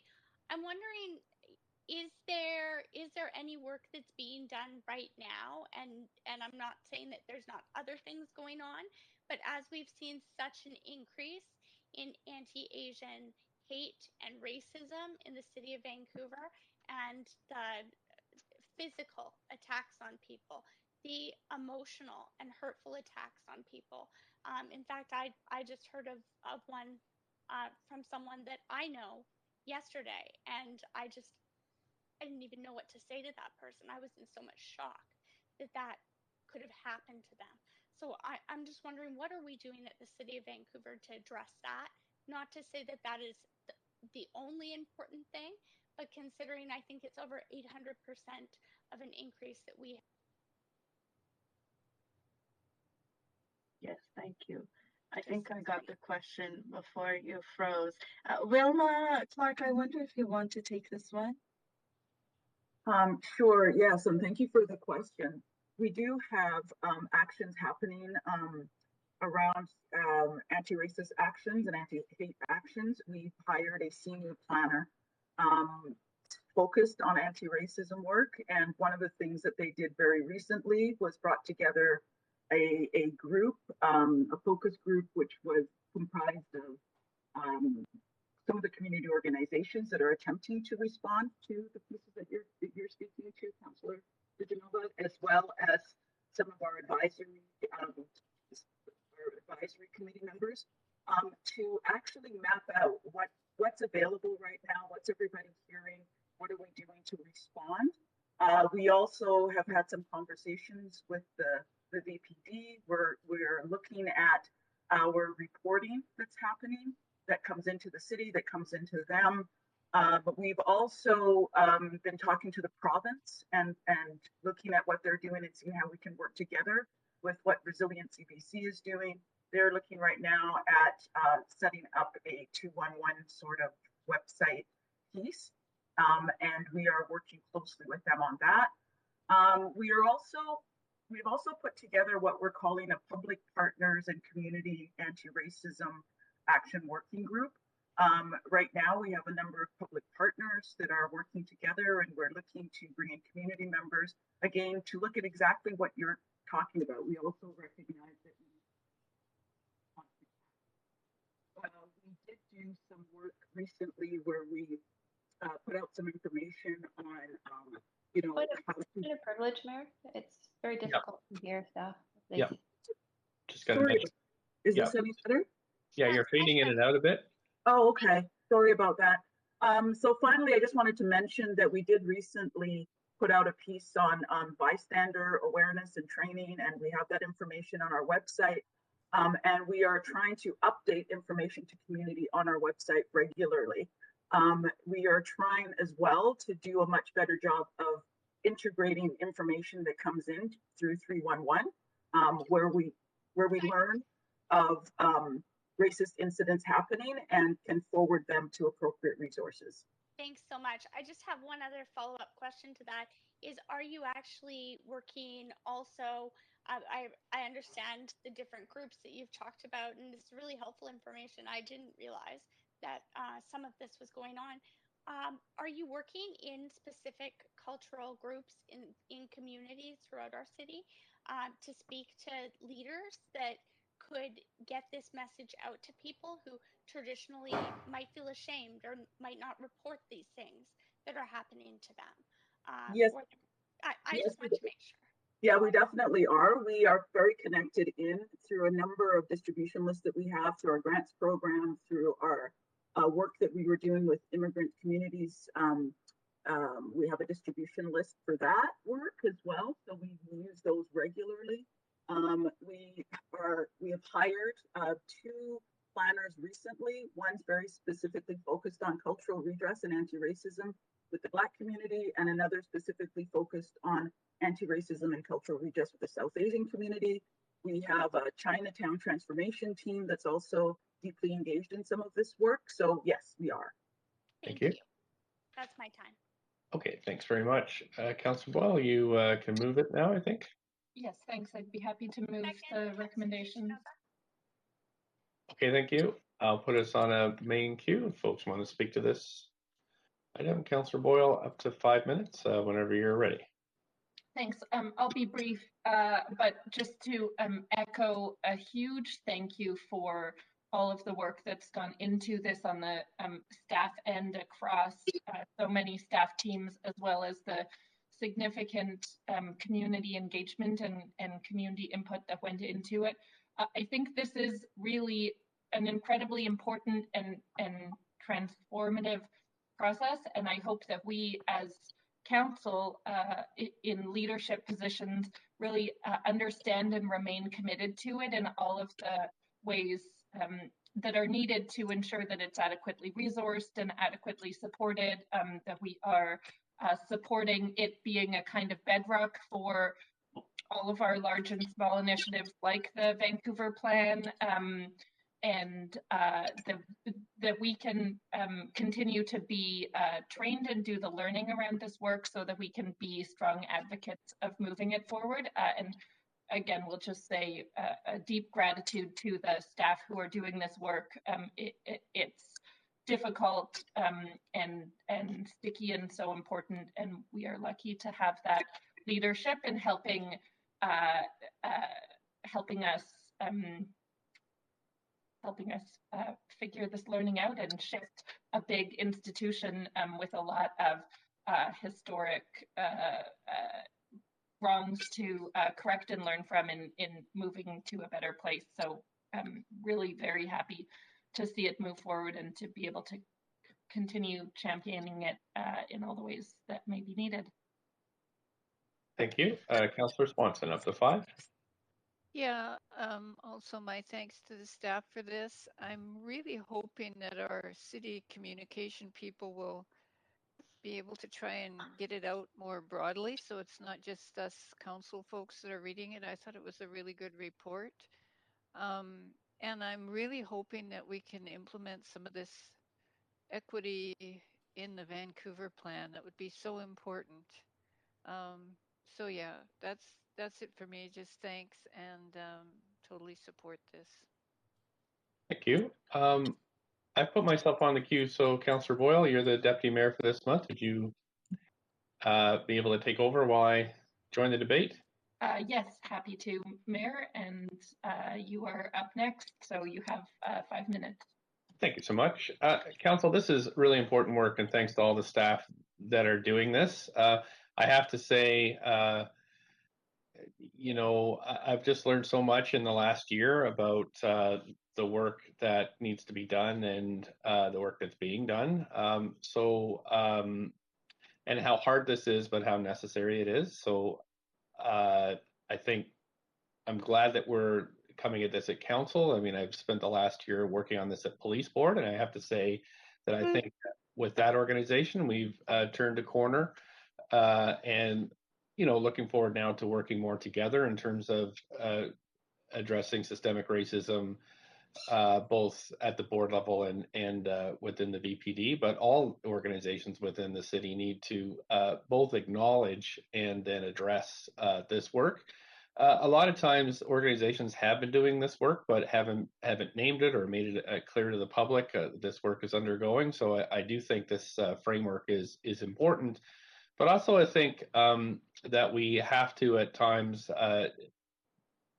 make political statements that perhaps staff, you know, the juncture between what the civil service can do and what us as elected officials can do is overlapping, but we have specific jobs to do. So to that end, I've sent a small amendment that I would like to have your permission to include with this report that we could use in our communications to the public on a wide variety of issues. So I have sent this around to you to consider. Thanks, Mayor. And I'll just, sorry to interrupt, I'll just ask the clerks to move us to an amendment queue. Point of privilege? Yes, point of privilege. I'm just looking for the emailed amendment. Could you tell me when it came in? Just not seeing it here. This morning, but can look it up. I received it at 9:21 a.m. Okay, thank you. So I can read it. Yes. Go ahead, Mayor. Thanks. I could mean as seconder for this, but the City of Vancouver acknowledges the existence of systemic racism, colonial legacies, and inequities in our city, civic administration, and council. And we commit to listening and learning from affected communities as we continue to reimagine and redesign all systems that disadvantage equity-denied people in our city.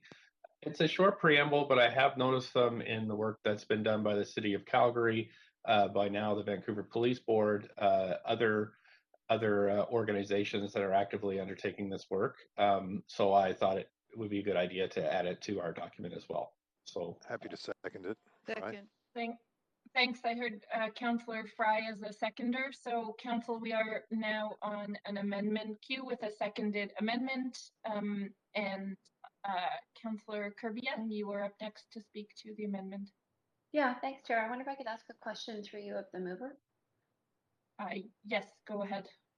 Yeah, thanks, Mayor. And further to the conversation earlier on the overall report and specifically on this amendment, and you made a reference that sometimes it's important to make political statements and reference the BPD and sort of acknowledging systemic racism. Now, I'm wondering if in your role, if you anticipate through this rejoining sort of the mayor's full traditional responsibilities on the police board and supporting that work through those means, or if you tend to remain at arm's length. And I will assume that that's a point of information, Councillor Kirby-Yung, to the mover. That's why I had a question for you to the mover. Yeah, okay. Yeah, go ahead if you'd like, Mayor. Sure. I have never stepped away from my my Police Act duties in the as assigned by the board, and look forward to chairing the meeting this Thursday. Okay, I understood, but perhaps you could clarify as a follow-up, if I might, on that point of information. I understood that you had said that your were duties that you felt that you couldn't disclose that you had publicly stated in the media. So I guess I'm asking in the spirit of how much we're going to be able to work together as one of the key city departments in furthering this work. Oh, I again fully working with police board, and actually have been texting back and forth with board members today about various procedural matters. So we're just I was unable to attend the last board meeting due to council business, but otherwise I've been fully active in my Police Act defined duties. Okay, so just it was just as a spokesperson component. Which is not a Police Act defined duty. Okay, just trying to get a sense of how we would support this work moving forward. Thank you for that. Yep. Is that all for you, Councillor Kirby-Yung? Yes, thank you. Okay, great. Councillor Bly, you are next. Thanks very much. I have a question actually related to the mayor's comments, which I actually really do appreciate sort of context ongoing in terms of how the mayor as chair of the police board, as well as the city of Vancouver and the Vancouver Police Board itself, or the Vancouver Police Department, are continuing to work on this issue. I really hear that and appreciate the comments. I just wonder if I could ask AFTAB a point of information, and I'll ask it first. You can see if that's appropriate, just to define the difference between systemic racism and structural racism, if there is any. Yes, happy to direct that to staff as a point of information. Yeah, it's a good question, and I would say it's somewhat of a contested question. That it's not, depending on who you're asking, you might get something a little bit different. The way that I understand it is that we might think of systemic racism or systemic oppression as kind of the broader umbrella under which structural sits. So the structural racism, let's say, would be what we have in our policies, in our kind of official processes and procedures that lead to racist outcomes. System is a little bit broader than that, so it includes all of our structures. It also includes things like our culture and how do we relate to each other as individuals. So that's how I see it. I don't think that it's a universally held definition. And the two terms do get changed, do get used rather interchangeably, but definitely when we're talking about structures, we're talking about those, quite solid, it's almost like legislated or the ones that we can formally rely on more often. And systems to me means something a little bit bigger. Okay. Does that help? Okay, that is really helpful actually. And so with that, I mean, I think that, and appreciate the responses, that it's just important for us as this work is evolving and expanding across all sectors in Vancouver, in our country, beyond. I think it's just important that we continually test assumptions around understanding our understandings, definitions, language, because it is moving quite rapidly. And so I just appreciate the information that AFTAB has provided, and we'll be supporting the recommendation, noting that there is a discerning difference between taking steps to address structural racism and then supporting this framework that is naming in this particular amendment as systemic racism, and that there's a difference. And I think it's up to us as counselors, but up to all to continue to ask questions and educate ourselves on what all these differences really mean as we move forward towards a more equitable society at the end of the day. So my hope is by supporting this, we're really taking all of the politics out of this discussion, which for me, it really doesn't belong here anyways, and just endorsing the equity framework as it is. So I will be supporting the amendment and appreciate it being brought forward. Thank you, Councillor Bly. And seeing no other speakers on the list, I'll ask the clerks to move us to a vote on this amendment from Mayor Stewart.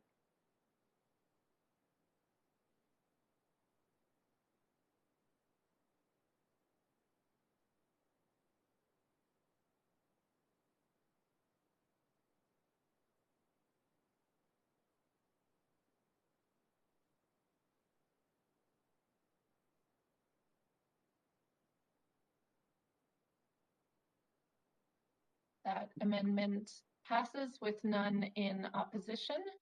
And so we'll move back to the amended motion, and I will hand the chair back to the mayor if you'll take it. Thanks so much. Thank you, Council, for that. I'll move on to Councillor Kirby-Yung for debate.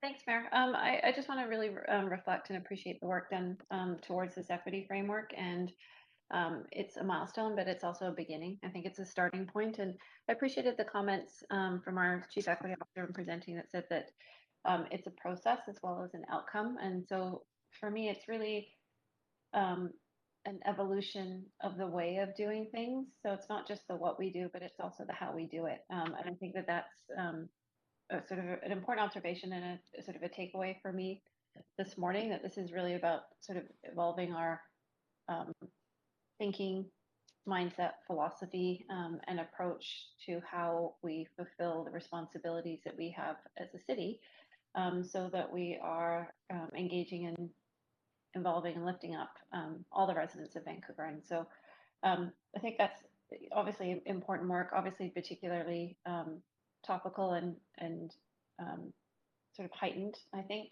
emotionally in people's minds now with a number of the things that have happened, such as the discovery in Kamloops and sort of the struggles that we've seen people and various folks have during the pandemic, as well as racism. And it just seems that there has been such a rise in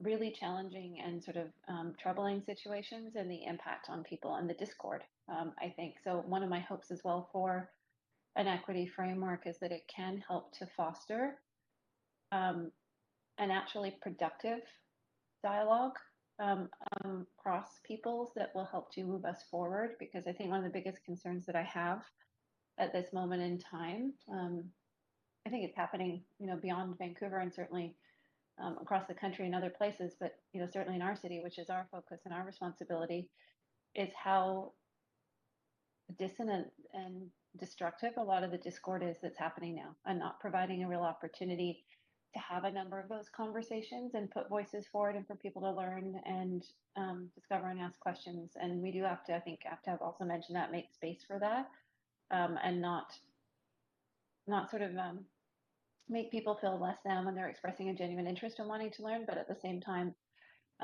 being appreciative of others that have had to lift sort of the heavy burdens along the way. So I'm hopeful that providing a positive framework and some, championing of the work by council and some strong communication efforts around it, and all the city departments embedding this into their approach of how they deliver the services to our to people across the city will help to move that forward. Because I actually think that's one of the biggest challenges that is facing us today, is this level of division that is creating groups and divide and othering people, as opposed to trying to acknowledge our differences, support those differences, provide paradigms and processes where people can flourish, but not other people either, that we can kind of create one city that feels that they can belong and be part of. So that's sort of my high outcome. It's not one of those tangible, I spoke earlier about measurement and, how do we know where we are and how do we know when we've made progress?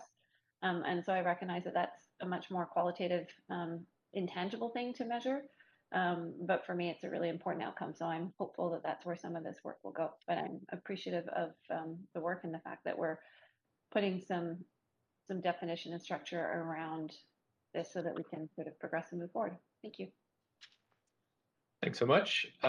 We've got Councillor Dominato next. Thank you, Mayor. And first off, thank you to AFTAB and team for the work and leadership around the development of this framework.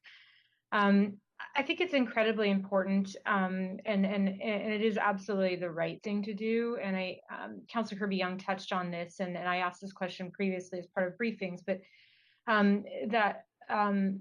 sometimes when we're talking about frameworks, whether it be an equity framework, diversity framework, or anything else in it from a policy standpoint, it's not always evident to the public what exactly that entails and what that will mean and how that translates into action. And I think that is part of the work going forward is to show that and that this framework will, in essence, drive change in the organization, but it will be the lens that is applied in policy development, in service delivery. And I think that part of the heavy lifting will actually be translating that into action and actually showing people what that actually looks like and how they will see change. And I'm excited by this work. I was reflecting on it in the context of my past lifetime when I was working in K-12 education policy, and we were developing a strategy to prevent bullying and violence in our schools and to foster inclusion and diversity. And we were having, as Councillor Boyle talked about, some of these sticky conversations in the context of the training we were delivering for teachers around systemic racism and how that shows up in our school system, and the fact that we can't have universal strategies.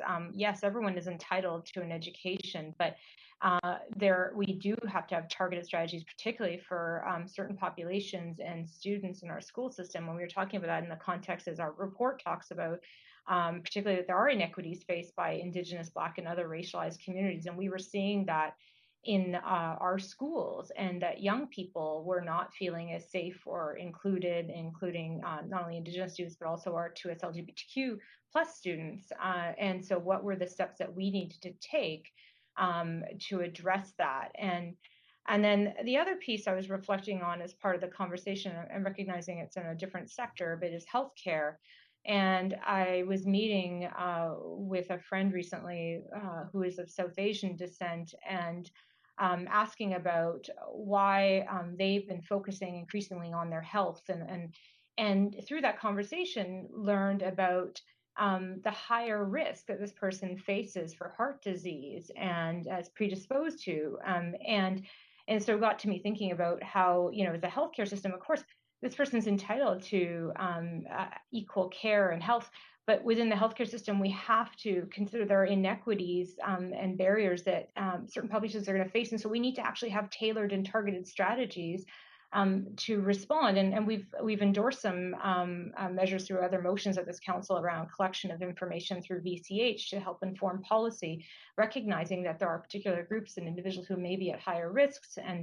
And so how do we ensure that we're addressing those inequities? So I just use that as an example because it's very tangible for me, and I think that will also help the public understand why we're doing this work and why it's so important, particularly in the day and age that we find ourselves, and really recognizing the inequities within our systems. And so I'm happy to support the work in the framework today, and very much appreciate that the work has gone into it, and the really careful articulation of both the challenges and the opportunities. So thank you.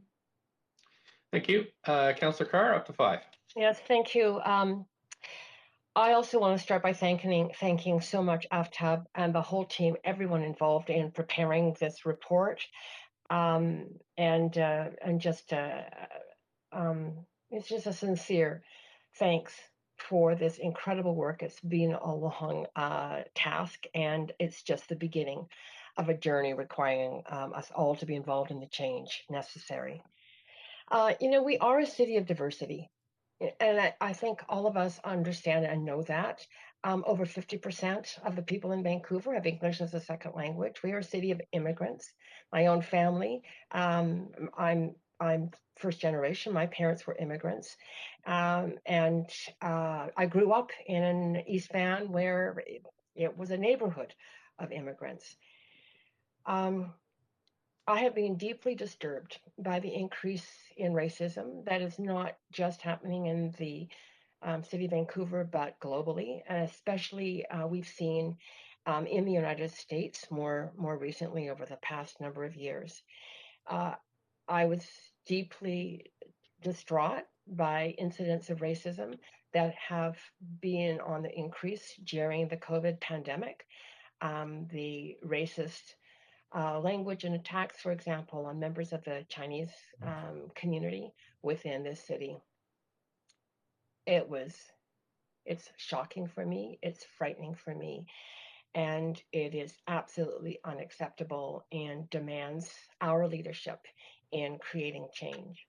So change starts with accepting and understanding and acknowledging that a problem exists. I thank the mayor for his amendment that does that. It will be a journey, I believe, an incredibly significant, essential, and actually exciting journey for all of us. And so, again, thank you to all the staff who have really laid clear a path for us as we move forward into the kind of city that I've always believed Vancouver is, an accepting, welcoming, warm, and diverse city. Thank you, Councillor Carr. That's it for speakers to this item, so I have the clerks move us to a vote to the amended report.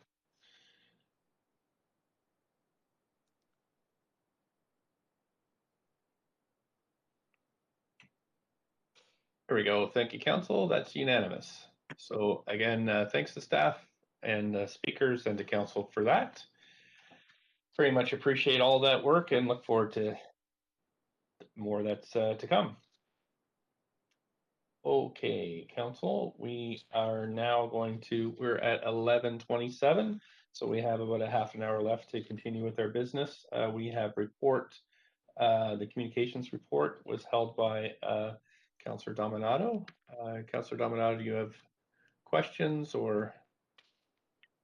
Thanks, Mayor. And yes, I held this report largely for administrative purposes to amend it. And this is flowing from discussions with the Auditor General Recruitment Committee, on which I'm a member. And if staff could bring up the amendment, I'll speak to it briefly. Second. Okay, just actually need you to move the report first. Sorry, yes, I'll move the report, Mayor. Okay, and we have a seconder, Councillor DeGenova. Okay, thanks. So now we're on a queue for the Councillor Dominato, so you have up to 5 minutes. Also second the amendment, Mayor. Thanks. Okay. Yes, and thank you, Mayor. I'm just waiting for staff to bring it up. And this is just simply, it's a scheduling change, and it's that Council changed the Auditor General Recruitment Committee meeting from its scheduled date of July 26, 2021 to July 22nd, 2021 at 8:30 a.m. And that is to permit the Recruitment Committee to meet with respect to the Auditor General Recruitment in advance of a special committee meeting of Council, which is scheduled for, I believe, next Monday morning, July 26th. And so it's just staggering. We need to meet prior to that special Council meeting. And I believe the clerks have got that held in Council's schedule for next Monday. Okay, thanks. Anybody else want to speak to this? Okay, so I'll move us to a vote queue on this amendment to the report.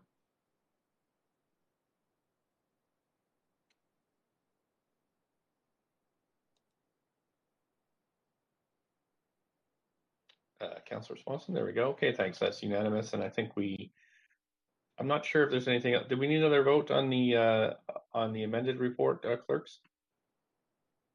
I think we might. Yes, correct. Okay, anybody else want to speak to this amended report? Not okay. We'll move to a voting queue.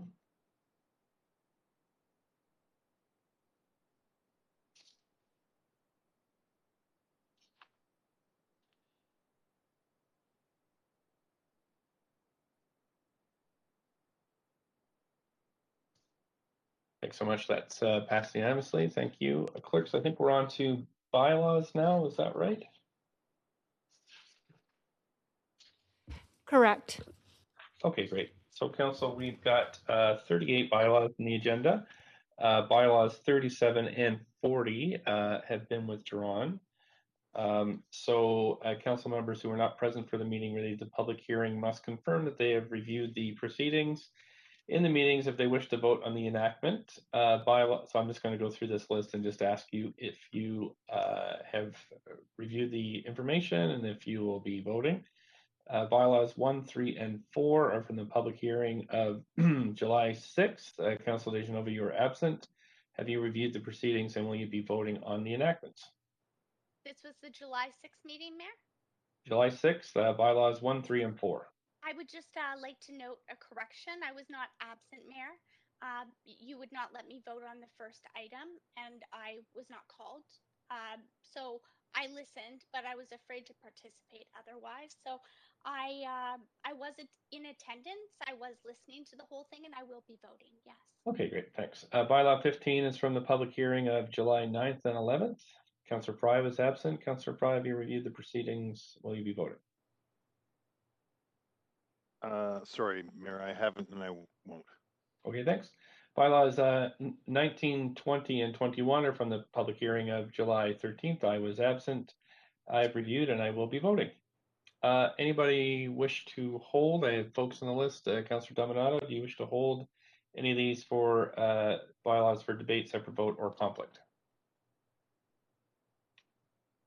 No, Mayor, that was a carryover holdover from prior. Okay. Thanks. Sorry. Councillor Swanson? I'd like to hold 16, 26, 27, 28, 29, 32, 33, 36, 38, and 39.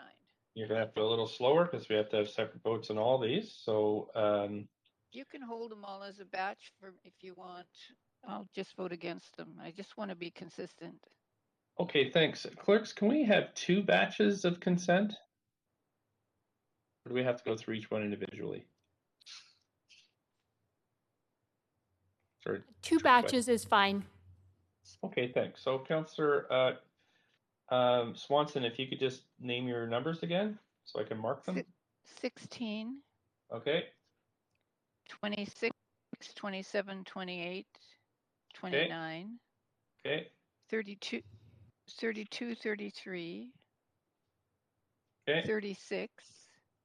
Okay. 38 and 39. Okay. So we'll have the first vote. Okay, I don't see anybody else on the queue.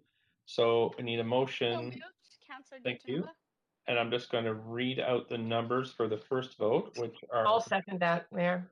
Okay, thank you. A second, bylaw 1 to 15.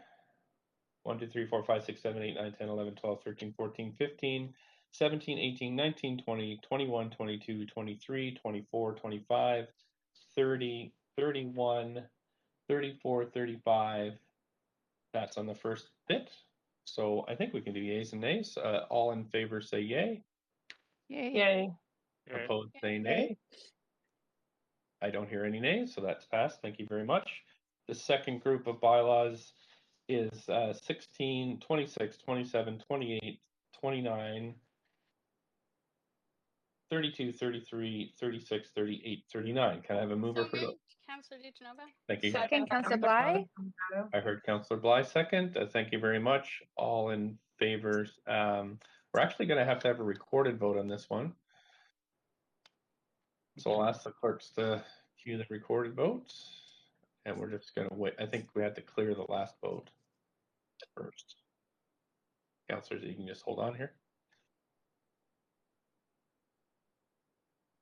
There we go. Okay, now we're ready to vote.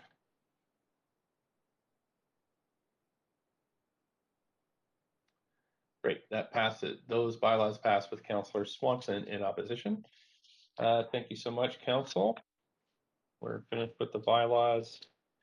Now we're moving on to administrative motions at 11:35. We have 6.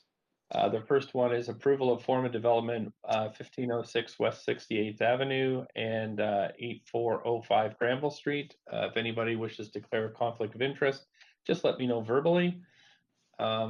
Are there any questions to staff on this one? I see no one on. Move. Thank you, Councillor Carr. Thank you, Councillor Dejanova. Any discussion on this? Please put yourself on the queue. I'll move through these quite rapidly, so just shout out if I'm going too fast. So I don't see anybody else on the queue. Anybody on the queue? All those in favor of administrative motion 1, say yay. Yay. Yay. Opposed, nay. Thanks very much. That passes unanimously. Admin motion 2 is on the approval form of development 3435 Sawmill Crescent. Any conflict of interest? I don't see anybody on for questions. Move adoption, Councillor Dejanova. Thank you. Seconder? Second, Councillor Carr. Thank you, Councillor Carr. Any discussion?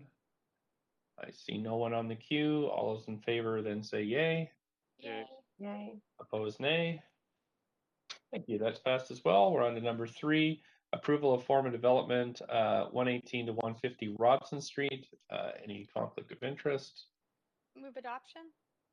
Okay, I don't see any questions. So thank you, Dejanova. Thank you, Councillor Carr. Any discussion? I see none. All those in favor, yay. Yay. Yay. Opposed, nay. That has passed unanimously. Thanks. There's 3 more of these, Council. Approval of form development 2543 Renfrew Street. Conflict, anybody?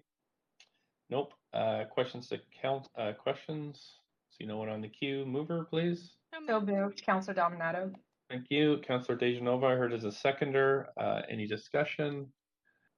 I see no one on the queue. All in favor, yay. Yay. Yay. Yay. Opposed, nay. Great, that's passed too. We're on to number 5, approval of form of development 2603 Renfrew Street. Any conflicts? There's none. Questions to staff? See no one on the queue. Mover, please. So moved, Councillor Dominato. Thank you, seconder. Thank you, Councillor Dejanova. Councillor Weave. I heard second. All in favor, say yay. Yay. Yay. Opposed, nay. Great. We're on our last one. Various guidelines and policies. Any members wish to declare a conflict? No. Questions of staff? I see none. Mover, please. So moved, Councillor Carr. Thank you. Seconder? Anyone? Kirby-Yung. Thank you, Councillor Kirby-Yung. Any discussion? I don't see any. All those in favor, yay. Yay. Yay. Opposed, nay. Great. Thank you so much. That has passed. We are at 11:38, Council. We have 8 council member motions on the agenda today. We all council items have speakers, just so you know. The first member's motion is leave of absence.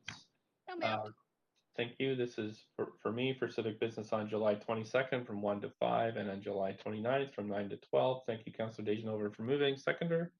Boyle. Thank you, Councillor Boyle. All in favor, yay. Yay. Yay. Opposed, nay. That's done. Okay, second one is Councillor Kirby-Yung, supporting community-led public safety in Mount Pleasant, and this motion is moved. So I'm going to stick you on the queue, Councillor Kirby-Yung, for up to 2 minutes for an introduction to this private member's motion. Yeah, thanks so much, Mayor.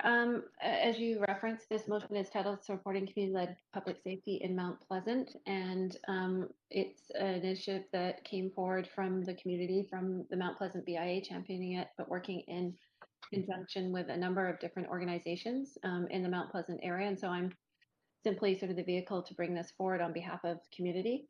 As Council knows and has affirmed its support previously, even through past budget discussions, and that recognize that the community policing area is one that has provided value to neighborhoods across the city. I think Council has demonstrated that by additional budget support during the budget process last year.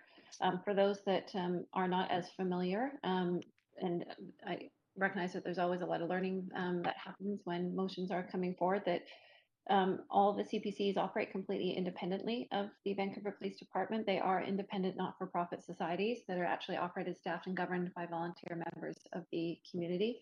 And they have the unique opportunity to leverage local knowledge of their specific neighborhoods and areas and work in partnership to support that. I think what's important to note with this one is that the groups behind this Mount Pleasant proposal really have a vision right off the get-go for this to be bridge gaps in connecting people to services, whether it's food, shelter, homelessness, and others. And that it has a broad base of support from a number of different organizations and service providers, such as, but not limited to, the Mount Pleasant Neighborhood House, Mount Pleasant Family Center, Mount Pleasant Community Center, Vancouver Crisis Center, operators of the supportive housing at Kingsway and Biltmore there, as well as a number of others. And I think councillors have received some communication about that. Should be noted that the Mount Pleasant population has been growing significantly in the city at a pretty substantive 25% increase in 5 years, and that the current CPCs under which this falls in Collingwood have a very large area to serve.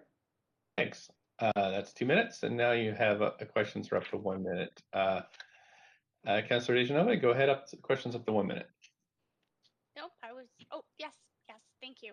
I do have a question. I'm wondering where you'd expect the budget to come from for this, Councillor Kirby-Yung, and are there any other communities that are seeking a community policing center, or that would be in the future that this would set precedent for?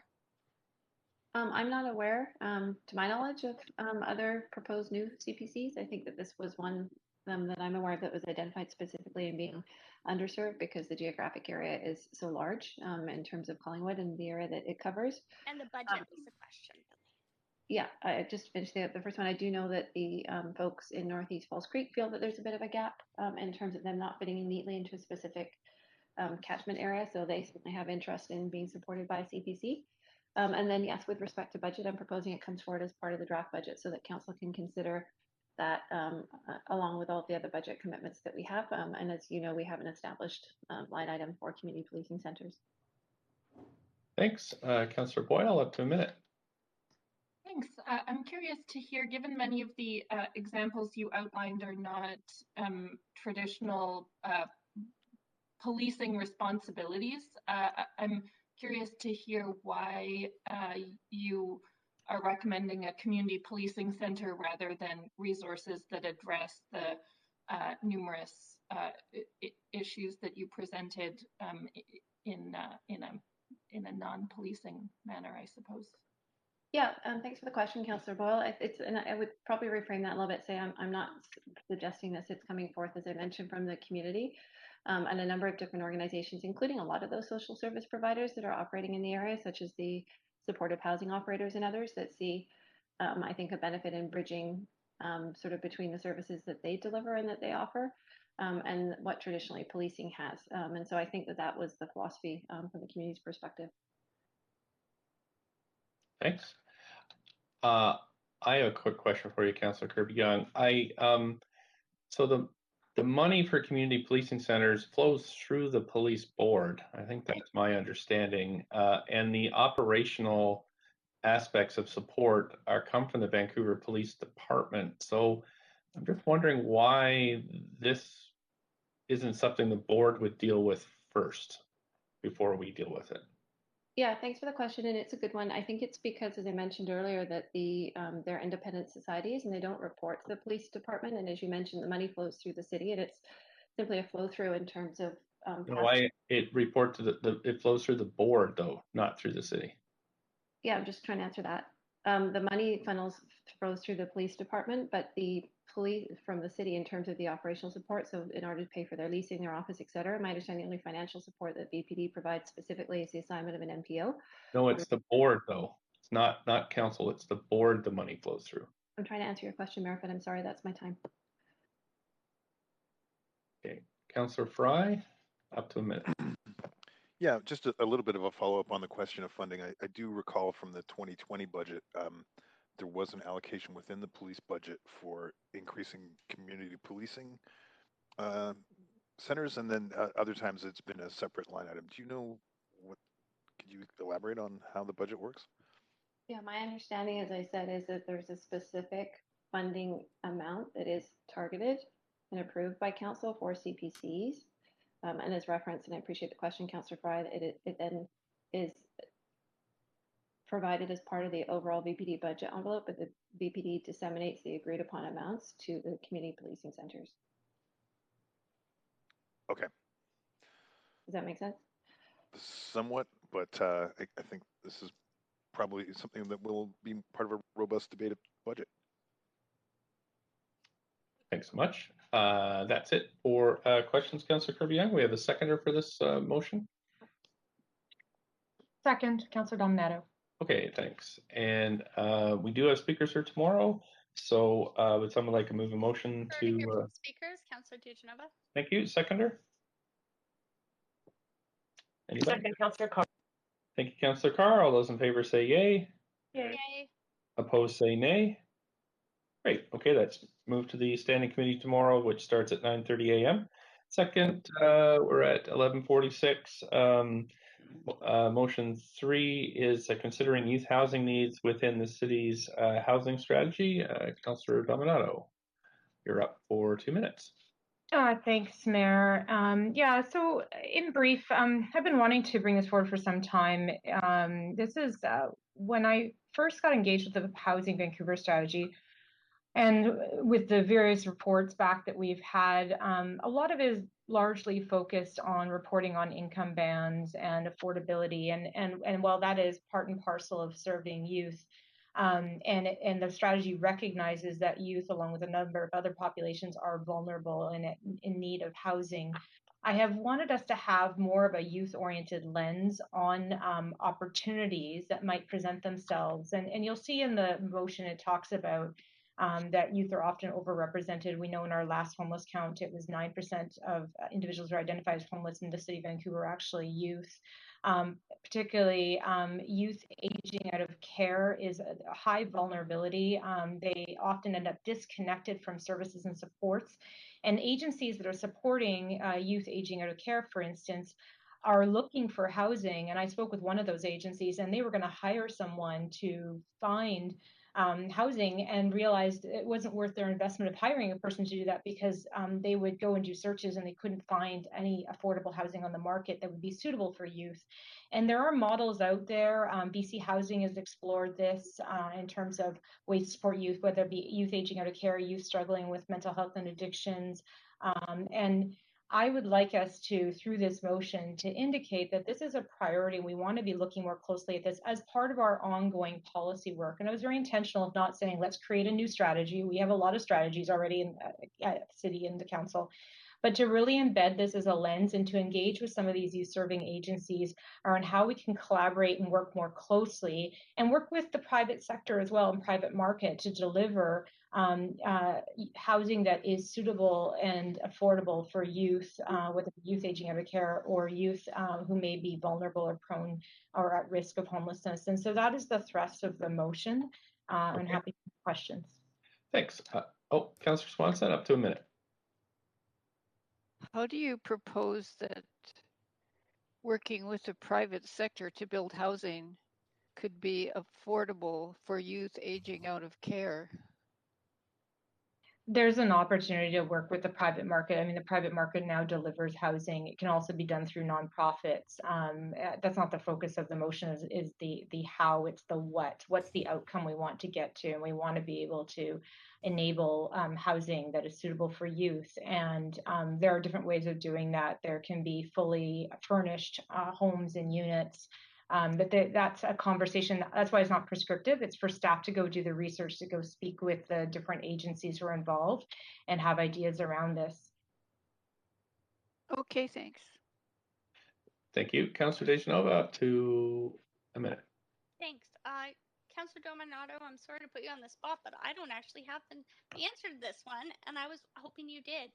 How many nonprofit organizations that serve Vancouver provide specific services such as housing or looking to provide housing to youth? I don't know the exact. I don't know the exact number of agencies that are doing that, but there are a number in the city of Vancouver that deliver. I've met with Covenant, I've met with Family Services of Greater Vancouver, Kettle Directions, there's others that serve youth, but I don't have a number, Councillor DiGenova. No worries. It's nice to know that there are some, and I know a number of them too, but was hoping maybe for more information on that. But thank you very much, and I've met with a few of them too. Thank you. That's it for questions. So we have speakers to this one too. We need a seconder though for this. Fry, second. I heard Councillor Fry first. So referral? yeah, thanks. So we have a speaker. So yes, Councillor DeGenova, move referral, seconder. Fry. Thank you, Councillor Fry. So that has moved to tomorrow at the standing committee meeting, starting at 9:30. Number 4 is a motion moved by Councillor Fry on ambulance services. Councillor Fry, please go ahead up to. Yeah, thanks, Mayor. So I think many of us were shocked and maybe even appalled at some of the delays during the heat dome effects and some of the challenges in for first responders due to a lack of ambulances. And as council will know, ambulances are tasked and funded by the province to transport patients to hospital. Police can't do this, fire can't do this. These can certainly be first responders, but the role of ambulance through the BC Emergency Health Services is to move patients to hospitals. Over the last 10 years, we have lost a significant number of ambulance stations in the city of Vancouver, to the point that we now have 4 ambulance stations for the entire city of Vancouver. Ambulance stations are where the paramedics sort of chill out and wait for the call, and where their vehicles and equipment are stored. Those 4 locations are all leased locations, one of which very close to City Hall, in the context of the Broadway plan, a single-story low-rise building that's not ideal for in the development context. Similarly, there's one at Arbutus and 14th, where we're seeing a lot of new development happening. The one in the downtown east side is got vacant lots for sale on either side of it. So there is a real risk to the viability of ambulance stations in the city of Vancouver, again, which are fully funded by the province. But in the case of leased lands on very development potential kind of spots, we do see the potential for even less ambulance services. And indeed, South Vancouver is currently served by Richmond. So it's looking at how we can, Richmond has actually introduced a co-located fire and ambulance. We're at the 2. You do have a question though, Councillor DeGenova, up to a minute. Thanks, Mayor. Councillor Fry, I'm wondering if you have spoken with and if your motion, including both parts of the resolution, all of A and B, have been endorsed by the Ambulance Paramedics of BC, also known as QP 873. Yes, as a matter of fact, I have spoken to Troy Clifford around this very thing, and I will add that he spoke very highly of your father, who is working on. Okay, I'd just like to please focus on the question, Councillor Fry, only because I have a moment, but I'd love to hear more about that later. Thank you. I'm sorry. Sure. Well, only just yes, I have spoken to him, okay. and he's supportive, and he's and I will say supportive of this. Yeah, and he brought up the work in West Vancouver, where West Vancouver is looking to co-locate a fire and ambulance station, where they'd be leasing it to the province. Okay, thanks, Councillor Fry. Sorry to cut you off. Minute goes fast here. Thanks, Councillor Boyle. Up to a minute. Thanks, Councillor Fry. I appreciate all the thoughtful work you've done on this. I'm just interested to know, I assume you submitted this prior to the provincial announcement last week from Minister Dix about some work that they're doing on the file. So I'm interested to know if anything changes from that, or what work you think the province is willing to undertake on this. Yeah, I tried to keep this from treading too much into really what provincial jurisdiction is, and focus on how we can make physical space available for ambulance stations in the city of Vancouver. And as mentioned, so Richmond has a co-located fire and ambulance station. Port Moody and Coquitlam are both doing the same, and West Vancouver is contemplating the same. So really, it's looking at without getting into the role of ambulance, which is provincial, is where we can find spaces in the city of Vancouver so that we have ambulance stations at all. Okay, appreciate that. Thanks. Thanks. Don't see any other questions. Can I have a seconder for this? Second, Councillor Dominato. Thank you. We have speakers for this, so could I have a motion? Thank you, Councillor DeGenova. Yep, seconder. Second, Councillor Bly. Thank you, Councillor Bly. Okay, we've moved on. Council, we are at 5 to 11, but we're making good time here. So we just have a few. I'm wondering if folks would be open to Move to extend with we'd an extend it. hour-long break after, Mayor. Yeah, that sounds good. Yeah, so we have a motion then to extend to finish the business of this regular council meeting. And then we would have a full hour for lunch before we reconvene in camera. However, that said, the in-camera meeting may stretch beyond 3 p.m. So if can I have a seconder for that? Second. Councillor Bly. Mayor, I have a point of information. Okay. I don't know if we can do that here.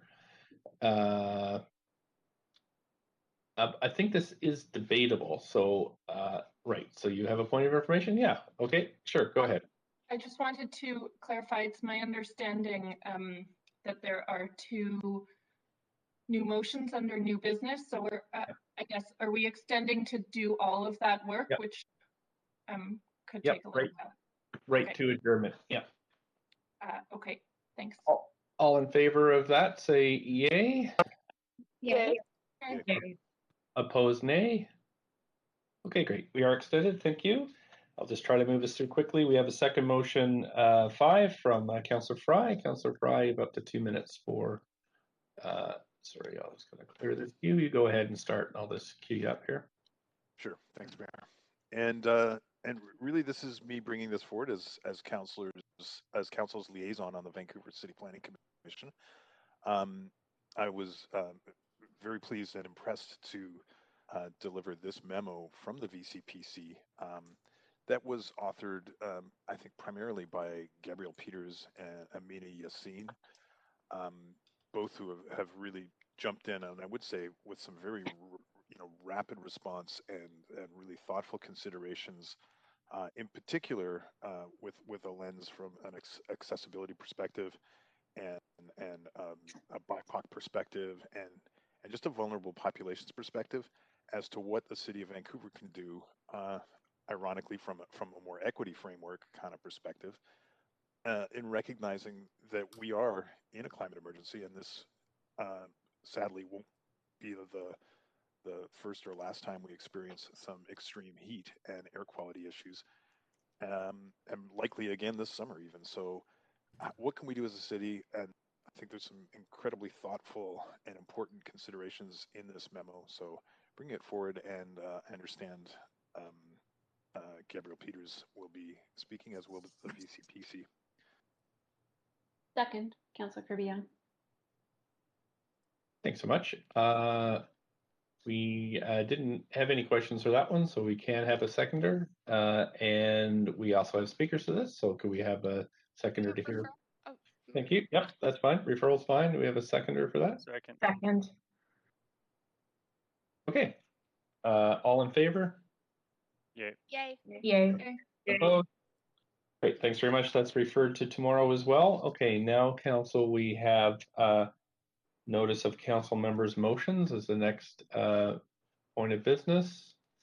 And Councillor Kirby-Yung, go ahead. Yeah, thank you. I have one notice of motion, which is titled Addressing Vancouver's Hotel Room Shortage. And that would be for the next council meeting, which is scheduled for September 21st. Thank you. Councillor Boyle. Thank you, Mayor. I'm just pulling it up so I get the title correct. I have a notice of motion for the first council meeting in September entitled Acting on the Climate Emergency by Opposing the Tilbury LNG Phase 2 Expansion Project. Okay, thank you. I am also giving notice for the September 21st council meeting establishing a Friendship Cities program in the city of Vancouver. And we have next to you have Councillor DeGenova. Yes, I have notice of motion, or I'm giving notice on a motion for the next meeting entitled Effective and Equitable Staffing for Council. Okay, thanks so much. And I don't see anybody else on the queue for notice of members' motions. So I'm going to move to new business. We have two already notified new business items. First is a request for leave of absence. Councillor Boyle for civic business for meetings on Thursday, July 22nd from 12 to 3:30. So moved. Thank you. Councillor Carr, seconder. Second, Councillor Bly. Okay, I think I heard Councillor Bly there. All in favor, yay. Yay. Yay. Opposed, nay. Thanks, that's passed. The second is a request for leave of absence for Thursday, July 22nd for civic business for me from 9:30 to 12 p.m. I heard a mover. I'm not sure who it was. Councillor Sorry. DiGenova. Thank you. Seconder? Second, Councillor Carr. Thanks. All in favor, yay. Yay. Opposed, nay. Great.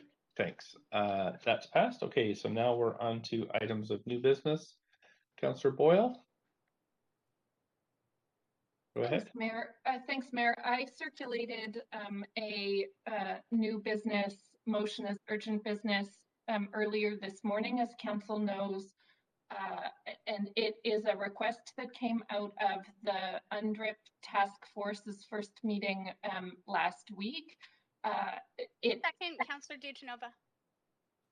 Thank you, Councillor DiGenova. I'll just describe it for a moment to say the province is undertaking engagement and soliciting feedback from First Nations and Aboriginal groups across the province about their DRIPA action plan, their Declaration on the Rights of Indigenous People, and Musqueam, Squamish, and Tsleil-Waututh nations are working to request within that DRIPA action plan that local governments be included to support the work that the City of Vancouver and MST have committed to engaging in on implementing UNDRIP. And I'll just say I'm bringing this forward as new business because the submission deadline for the province is July 31st, and the nations are working on a letter, drafting a letter themselves that simply asks that support for local governments and First Nations engaging in this work be included as part of the DRIPA action plan, and it was recommended that Council specifically give some direction on that front as well. Okay, thank you. Councillor DiGenova? I just wanted to speak in support of this motion and thank Councillor Boyle for moving this forward. I, being a member of the UNDRIP committee, wanted to lend my voice to support for this. In hearing very clearly from MST that this was needed to move things forward.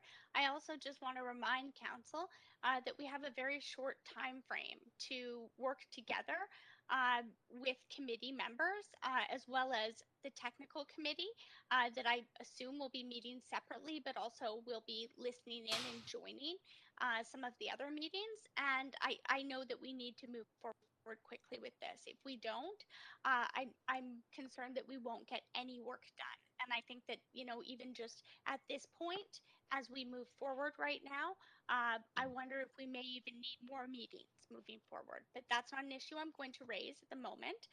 But the funding that is outlined in Councillor Boyle's motion isn't just something that she is requesting. It is something that the entire committee has requested and discussed at length. So I just wanted to note that for Council, and it's the reason I will be supporting it. Thank you. Thank you. Councillor Carr, up to 5. Yes, thanks, Mayor. I just want to also, as a member representing Council on the UNDRIP Task Force Steering Committee, that this was discussed at our first meeting, which was our only meeting to date, and certainly there was a request. I can confirm that the request was verbal, that the city support the letter that is going from the our three host nations. And that letter is really focused on strengthening the role of municipalities in BC's DRIPA action plan, including more support and resources. And so I think it's a very smart move for us to support. I didn't hear anyone speak in opposition to it. It seemed to be a unanimously supported decision, including a number of staff who were there. So happy that this is being brought forward by the co-chair, Councillor Boyle. Thank you, Councillor. Thanks, Councillor Kirby-Yung. Up to 5 for debate. Yeah, thanks. I actually have an amendment to propose. If you'd like to move us to an amendment queue. Okay, we need a seconder first to move over. So An email to council. okay, I'm just looking here. Perhaps the clerks can. It was just sent because we're moving quite quickly. Yeah. Okay. I'm happy to second, Mayor. Okay, thanks very much. So we're on the queue here now. Amendment queue. Did you want to talk more to this, Councillor Kirby-Yung? Yeah, thank you. Okay. Yeah, simple amendment, just sort of consistent with council protocol that typically when council is endorsing or making a decision, it becomes sort of a statement or a position of the body of council. And so in following protocol, just simple amendments to be consistent with that protocol and signal all of council's support for this effort. And so it changes the language to, and you can see in bold there, the additional new language that council requests the mayor.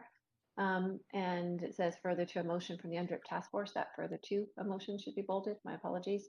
To write a letter expressing support and replacing the co-chair writing the letter, but so that it has the full weight of the city and council's support behind it, and in support of the motion that was taken by the UNDRIP task force. Okay, thank you. Councillor Dejanova? I appreciate what Councillor Kirby-Yung is trying to do here and to keep processes in line, although this is a committee that is co-chaired by a member of MST and Councillor Boyle. And Councillor Boyle did the heavy lifting here and wrote this motion, worked with them to I would assume take in not only their feedback and how she's drafted this. I know that they have seen this and they are supportive of it, as she has said. But because she has done that work, I do think that it is appropriate, considering the circumstance, that this isn't on behalf of council, technically. It also involves the UNDRIP task force that she is named in the letter and has the ability to write that letter. So for that reason, I'm not able to support the amendment at this time. Thank you. Councillor Boyle? Thanks. I'll just say I don't actually really care who writes the letter, and I'm sort of confused as to why this. I mean, I'm just indifferent to who writes this letter. The point isn't that, and had, as Councillor Dejanova just mentioned, drafted this pretty last minute in conversation with the both the task force and the other co-chair, and assumed that it coming from me as co-chair of that task force sort of brought the voice of the task force as support, which is who council has delegated to lead this work. So again, it really feels like a insignificant change either way, but wanted to explain that this really wasn't about centering myself in any way, just that that's where the direction was coming from. Thanks. Thanks, Councillor Carr. Great, thanks, Mayor. I just sent in an amendment, and that. Happy to second, also, Mayor. Great.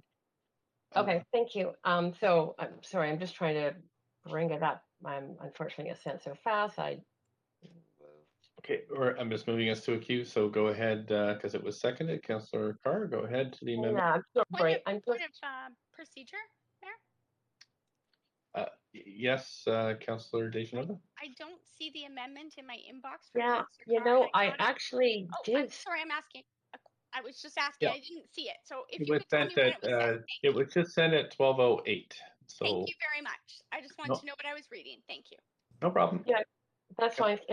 Yeah, go ahead. Yes, and actually, Councillor Dejanova, I may have the same problem you have because I don't seem to be getting new inbox things. So anyway, all I did was added back in language that it would be the mayor on behalf of council and Councillor Boyle as co-chair of the City of Vancouver that would write the letter. So it would be a joint letter, and I think it has the power, therefore, of representing all of council, which I think is very important, and I appreciate that amendment by Councillor Kirby-Yung, but also recognizes that the group as a whole, and in terms of the City of Vancouver task force, also agreed to this. So that's my simple amendment.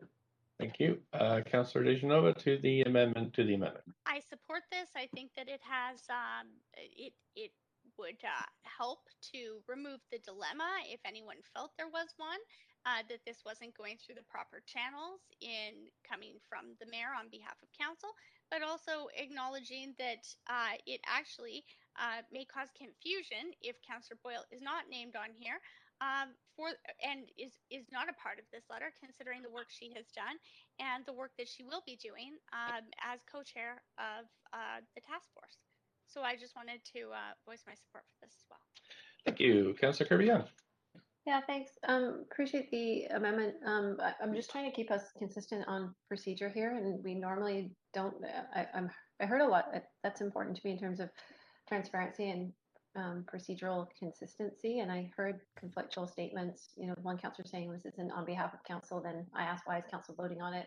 I heard another councillor say, well, the work has been delegated to this committee, but the committee still has to bring recommendations and that back forward to council.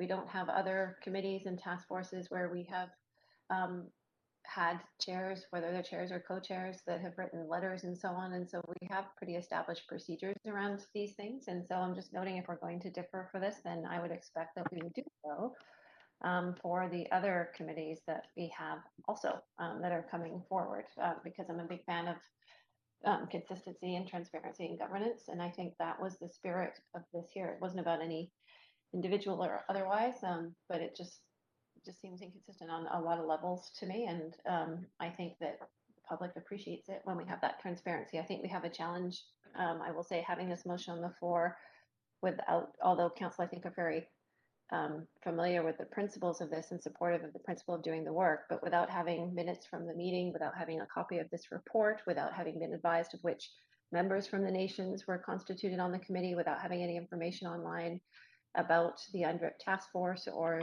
the meetings when they're taking place, or ability for anybody to watch participate in them. There's a lot of flying blind here, and I'm trying to sort of shore us up in terms of having, you know, really good, defensible, consistent protocol and transparency into the work that we are doing. So that was the spirit behind this, and I hope that council will, you know, sort of appreciate and consider that. Thank you. Thank you. I don't see anybody else on the queue, so I'm going to call a vote on this amendment to the amendment.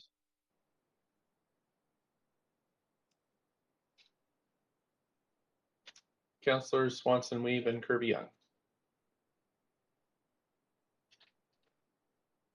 Councillors Weave.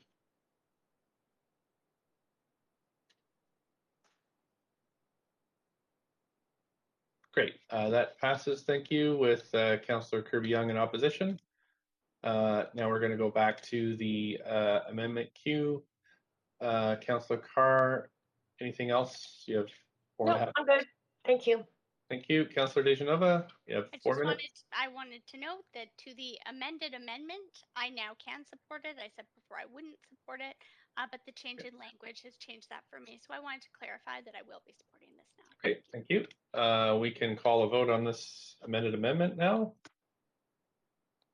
Just get the clerks to clear it. Yep, there we go.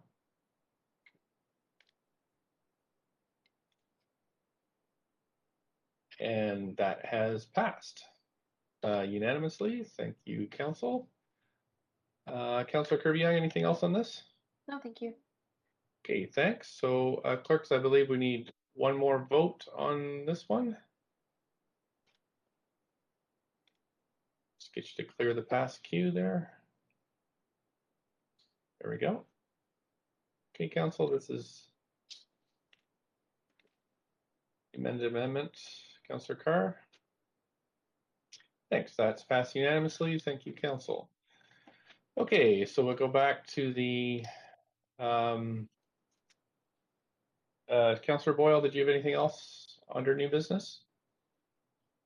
No, I do not. Just a thanks to council for supporting that urgent motion. Thank you. I also have a motion that I've circulated to council. I'm just wondering if Councillor Boyle would take over as deputy mayor while I introduce this. Yes, of course, happy to, Mayor. Thank you very much. Okay, council. So you've heard the FIFA World Cup stuff in the news. This is a motion that you would support me entering into discussions with provincial and federal governments, FIFA and host nations to further explore this. It is Second, something that. Councillor DiGenova. Okay, thank you. I'm happy to say a little more if the chair. Yes, yes, thanks. I will, I guess, move us. Well, we're on the right queue. Please just continue. Okay, thank you. Yeah, so council, the Canada agreed with Mexico and the United States to host the 2026 FIFA World Cup. I think up to 10 games in Canada. It's a bit complicated, but Pavco is owns the BC Place Stadium, and it's the only venue that's suitable for hosting World Cup games in British Columbia. Early in 2017, it was made pretty clear by the provincial government that there wasn't an interest in hosting games, and so that left Montreal, Toronto, and Edmonton as the three cities that were considering hosting games. Montreal pulled out earlier this month because of cost implications for their city, perhaps up to $1 billion to refit their stadiums. So that has the premier then raised the possibility of this coming back to Vancouver. However, there's a couple of things that are really important for us to know. Is A, the agreement would need to be signed by the city, and so that would come back through us. And there is a significant requirements for us. For example, it's not only hosting the games, there may be events prior to and post the World Cup matches. However, there could be up to a 30-day festival that we'd be required to host. All of that can lead to significant costs of tens of millions of dollars. So I thought it best if this is actually a serious consideration that I actively enter into these talks to make sure that reconciliation is at the heart of any proposal that we would consider, and that we protect ourselves from what happened to us during the Olympics, where we got saddled with a bunch of costs, and really that should be borne by the provincial and federal government. So all that being said, this is not a yes, it's a we're interested, but I need support from council just so I can speak with some authority to these bodies. So happy to answer questions if you have them, but that's the whole nature of this, and it's happening very quickly, so that's why I put it under new business today. Thank you very much, Mayor. Councillor DiGenova, you are next on the list. Thanks very much. I have some comments in support, but I was also hoping, Chair, if I could ask a point of information through Mayor Stewart, if that was possible. That is possible. Go ahead and ask the point of information, and then I can direct it. Thanks. I do have two. My point of information is a question for Mayor Stewart as to whether or not sorry, Councillor DiGenova, sorry to interrupt for a moment. I'm just going to ask that the clerks advance you on the queue and start your timer, just so. Okay. Can we start everyone's timers too? Thanks. Yes, I don't have the panel. I know, I understand. Thank you. Go right ahead. Great. So my point of information, Mayor Stewart, is for public knowledge. Have you spoken with our staff specifically in sport hosting, or had any comment back from them or the city manager that this would be something that staff could undertake? This is work that we currently could undertake and actually have a department and dedicated staff for this at the City of Vancouver. Just wanted to confirm that. I have spoken extensively. Again, this kind of caught us a little by surprise. I think it was last week when this is announced. So I have spoken with the city manager, who actually raised the issue of indemnification for us, and I did get a briefing from Sport Hosting on this. So the thing is, most of the work now is for me in my office. with some support and expertise. But I don't think this will be onerous work unless actually it's coming, and then it's a lot more work, and that would be coming back to council for decision. So it's just to kind of what's going on, how are we involved? Yeah. I just wanted to make sure for public record that we do have those kind of staff. We wouldn't need to Absolutely. go hire Oh, this no. kind of staff. We have the best staff.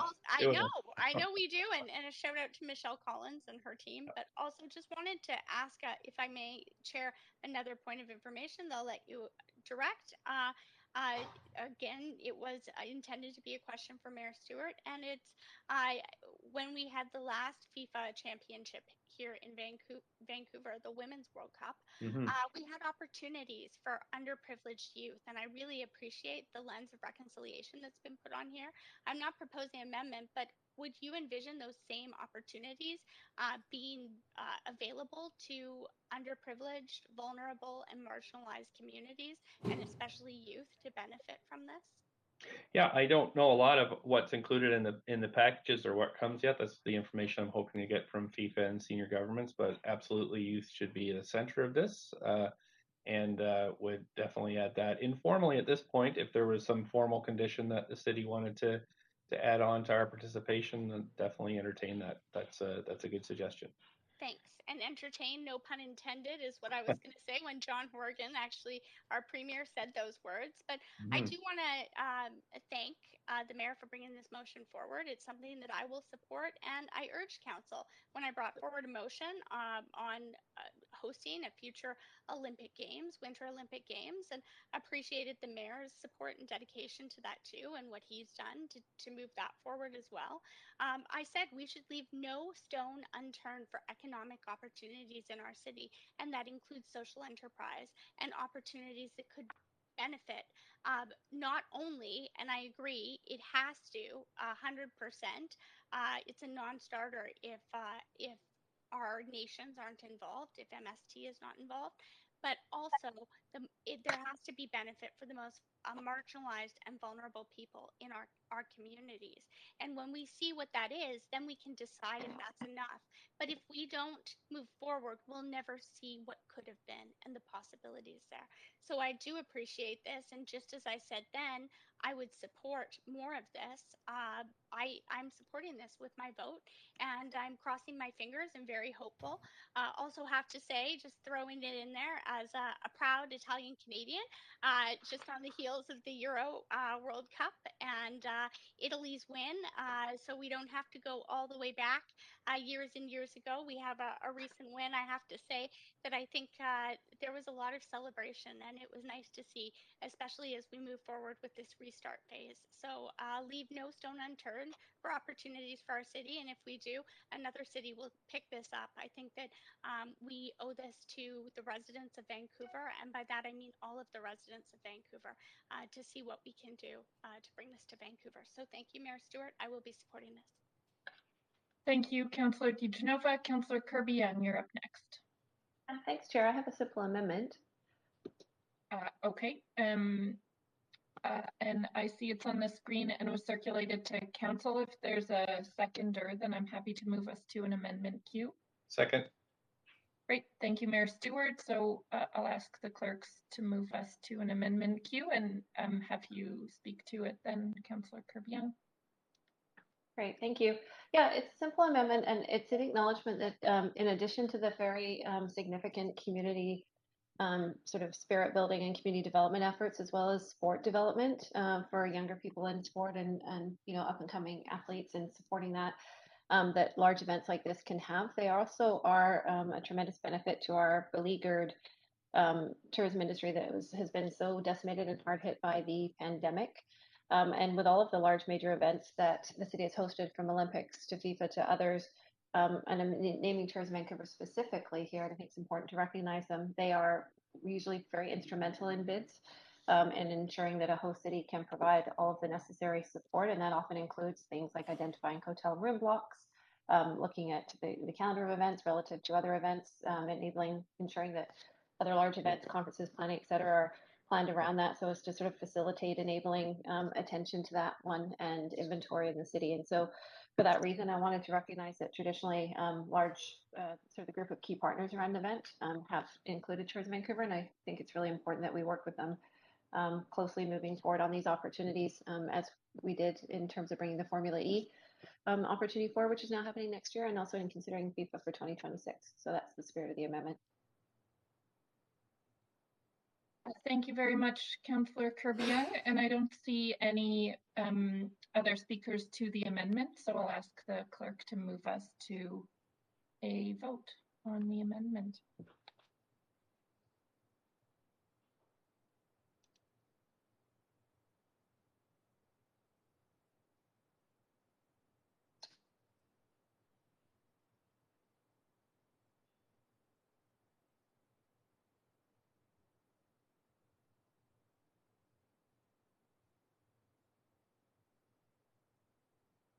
Oh, it's on mute, sorry. That passes with no councillors in opposition. So thank you for that, Council. We'll move back to the original queue. Councillor Kirby-Yung, did you have more to add? No, I'm fine, thanks, Chair. Okay, thank you.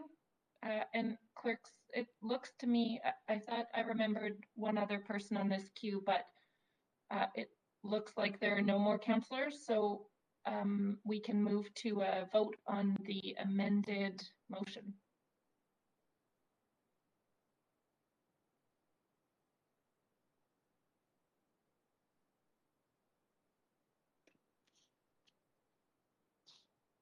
And that passes unanimously. Thank you, Council, and Mayor, I'll hand the chair back to you. Thank you so much. Just looking here now, we're still under new business, so I'm just going to correct queue, which I have as the question queue. Councillor Dejanova, I think. No, that's a holdover, Mayor. Okay, thanks. Councillor Kirby-Yung under new business up to 5. I do have one for inquiries, so should I hold that? Yeah, let's finish the new business now and then move to inquiries and other matters.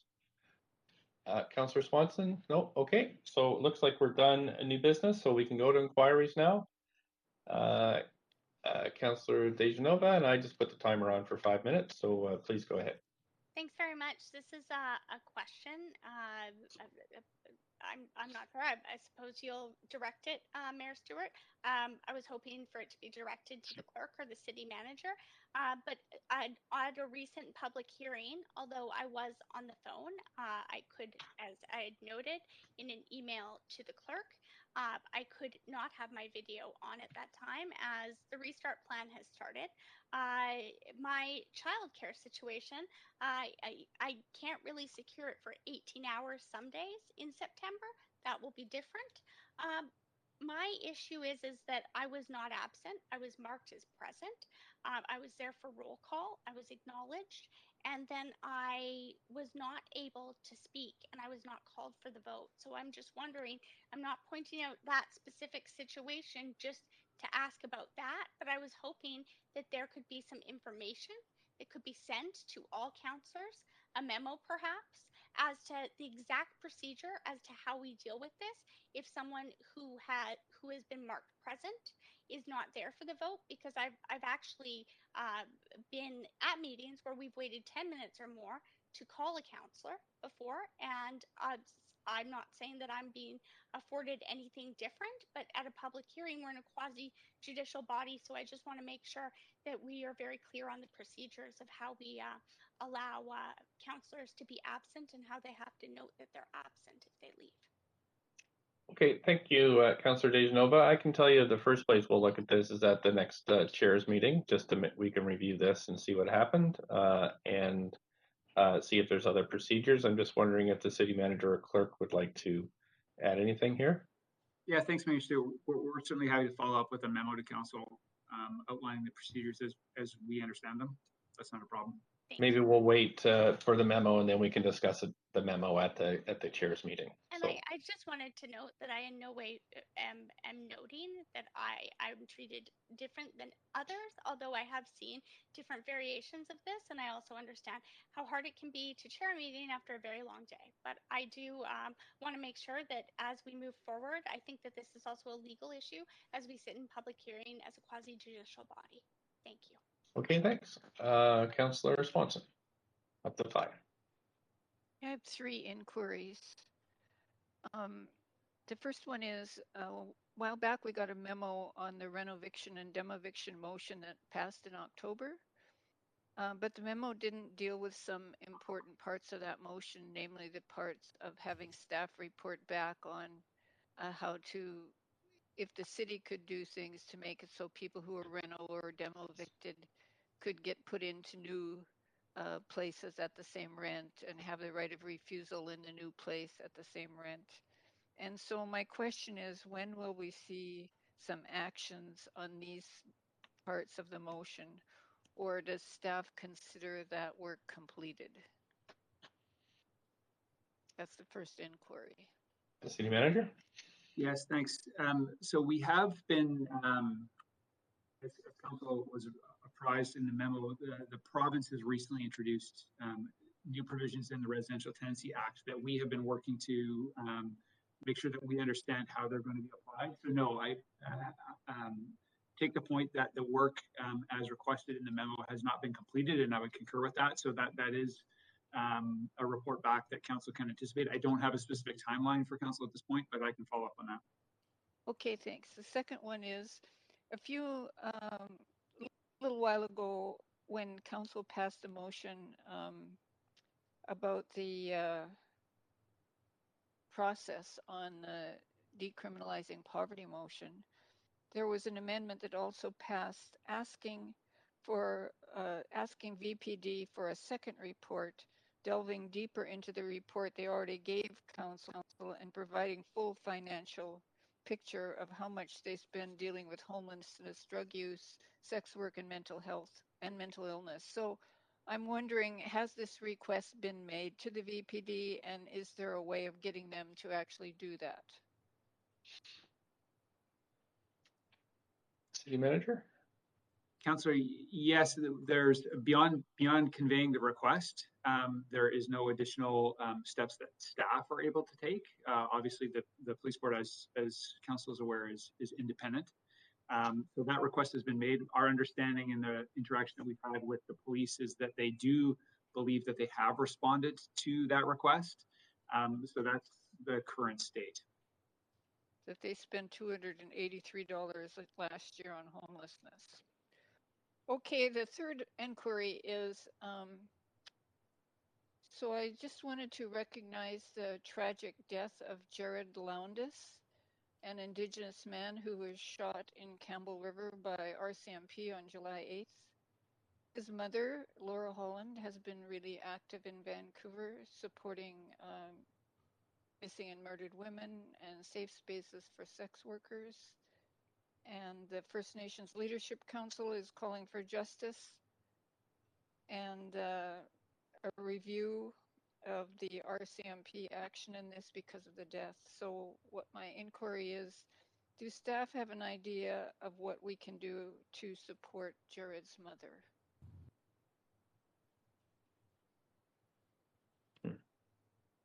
Councillor, yeah, I'm not familiar, obviously, other than reading the media reports of that case, not familiar with the circumstances. Obviously, it's well outside our jurisdiction. There is a provincial process, of course, for investigation of serious injuries and fatalities involving police, which I expect will play itself out in this particular case. That is an independent process, so I don't, as far as I understand, there isn't a role for council to play in that. Obviously, if there's an advocacy effort here that council is looking to undertake with the province around that process generally, that's something that is within council's discretion. But at this time, I don't have any other suggestions for council in terms of action on that particular incident. Okay, thanks. Great. Councillor Carr, inquiries and other matters. Yes, thanks, Mayor. I have one inquiry and one other matter. Regarding the inquiry, arises from correspondence I've received from the office of MLA Spencer Chandra Herbert. And this is regarding the lack of public washrooms in the West End, specifically around Denman Street, noting that the issue has become even more significant and egregious with the heat over the last while. There's been a lot of problem with increased human waste and urine in the alleys around Nelson and Denman. And the concern that it has become a health issue, as well as the fact that the heat has increased it to becoming quite a difficult odor issue. And noting that we should be considering the health and dignity of residents and many people who simply don't have access to a public washroom in that area. There's one up in the JB Village, but not at the west part of the downhill area, specifically along Denman. So my question really to the city manager, I think, is what is the process that we would go through as a council and as a city to actually put in place washrooms, public washrooms, and specifically even through difficult time periods like the period of very intense heat that we've been facing in the city? Thanks, Councillor. So we have, as Council may recall, done a lot of work around through the course of the pandemic around making additional washroom facilities available. And we have 5 temporary washroom facilities that have been funded through federal government funding that are now set up and running, not in the West End.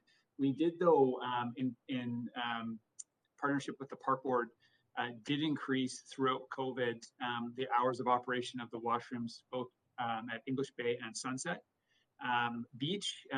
Park Board, as Council knows, operates the vast majority of public washrooms in the city, and so they really are the key delivery agent here. One of the main challenges in the West End in particular was the closure of the community center. That now is reopened, so that facility is available. Of course, it's not 24/7. The issue of public washrooms in the city is a really, really challenging one, and we've had previous discussion and direction from council on that. It's an issue that we're looking to tackle systemically, and because there are needs definitely in the downtown core, downtown east side, and the West End is another area. So, at this point, the good news is that the community center is now accessible to the public. That the beach, the washrooms at the parks are open, and again, Park Board has maintained extended hours for those. Beyond that, there's work underway with a report coming back to council. Again, don't have a specific timeline for you, but on a kind of the broader issue of public washroom access in the city, and acknowledging that is a systemic problem that we're challenged with. Right, thank you. Thank you. I would appreciate getting that report. Noting also that the West End and Denman in particular gets a lot of increased foot traffic during the summer months in particular. So I think a public washroom, notwithstanding that, of course, there is a community center, but in the evenings when there is, the streets can be very crowded, is probably, in my mind, should be one of the priorities. So thanks for that. And my other item is just other matter, and it really is to acknowledge that next week is the launch of Pride Week within Vancouver. And I know we're raising flags at City Hall on Monday, but there will be sort of a week-long set of activities. And for me, that's always been a real highlight of the year. I don't know, it's been 15 years or so that I've walked, except for last summer, walked in the Pride Parade, and really miss that event a lot. But there will be a virtual Pride event, and not just many events. And I'm going to encourage people to go to the Vancouver Pride Society website, which is vancouverpride.ca, to look up the details of those activities and participate wherever possible, and really, give a huge boost of support to the GLBTQ2+ community in our city, which is so vibrant. So happy Pride, everyone. Thank you. Councillor Kirby-Yung, up to 5 minutes. Yeah, thank you. Got a couple of inquiries. The first one is just given that this is our last council meeting before September in the fall time, I wonder if the city manager could advise, I know the public's interested, just what the new procedures are for the public participating in and attending council meetings. I think I've had several inquiries. Will council be back in chambers, for example, and the public attend in person? Will we be able to continue to attend? Will they be able to continue to speak online as well as in person? So I wonder if we can just signal to the public what to expect when we come back in September.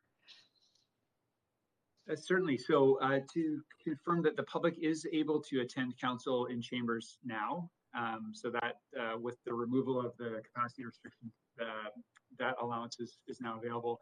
In terms of for the public continuing to participate electronically, we are anticipating that. We are waiting for some regulatory changes from the province. We haven't seen them yet. We know they're working on them. So our expectation is that, and again, it's also subject to then council making corresponding changes to the procedure bylaw, which we would be bringing forward a report for council's consideration in September. So at this point in time, we are expecting that mechanism, if council is interested to maintain it, that it would be available legally to us. So yeah, we're in a bit of a transition period here, coming out of the Emergency Program Act orders that enabled kind of our current method of operation into what will be the ongoing kind of way of doing business that we're still defining. So that will be on council's agenda for your September meeting, is an update to the procedure bylaw to address this piece. Okay, thanks. And then quick follow-up on that. The other piece of that is, can the public expect to see council back in chambers and actually see us? I get asked that a lot. Yep. Certainly, that's what we're anticipating at this point, council. Again, it will be council's decision ultimately on what kind of configuration. Again, assuming the province permits council to continue to operate in a virtual way, that's an option that's open to council. But for September, we're expecting that staff and council would be back in the chamber. Great, thank you so much. That was my first inquiry. My second one was a question that I had asked at the July 6th council meeting, and that was affirmation with the provincial changes and lifting restrictions that street performers and buskers can resume in the city of Vancouver. I know that staff did follow up, and we got a memo last Friday that said an answer was still in progress, but given that we're about to break for summer and it's summer busking season, it's not that long. They try to make hay while the sun shines. I'm getting follow-ups of people asking for confirmation that they can start moving forward their busking activities without fear of getting ticketed or approached because they're not permitted. So do we have any update on that? Yeah, and sorry for the delay on that, Councillor. I do understand your point around the time sensitivity of that. I will follow up with staff and expedite that answer. Okay, thank you very much. Thank you. Councillor Dejanova, just 2.5 minutes left. Thanks so much. I just wanted to note, if I may, Mayor Stewart, that I'd already sent in that question that Councillor Carr had mentioned, because MLA Spencer Chandra Herbert's office had also reached out to me, and I understand from staff that it's already in the works and will be relayed through the council roundup and questions. So I just wanted to note that, so work wasn't duplicated in any way. I'm sure that there's a way to streamline that, but I also just wanted to note that that inquiry had been made by me on Friday. Thanks. Great, thanks. I don't see anybody else for questions, so we can have a motion to adjourn. It is 12:42, so we convene in camera at 1:45, say, to give us a full hour for lunch. And I have a motion to adjourn on the floor. Councillor Dejanova, seconder. Second, Weed. Thanks. All in favor say yay. Yay. Yay. Opposed, nay. Thanks. So we're adjourned. Clerks, is there anything else that we need to do? No, we're all good. Great. Thank you so much, everyone. We'll see you in camera shortly. Bye-bye. Thanks, everyone. That was great.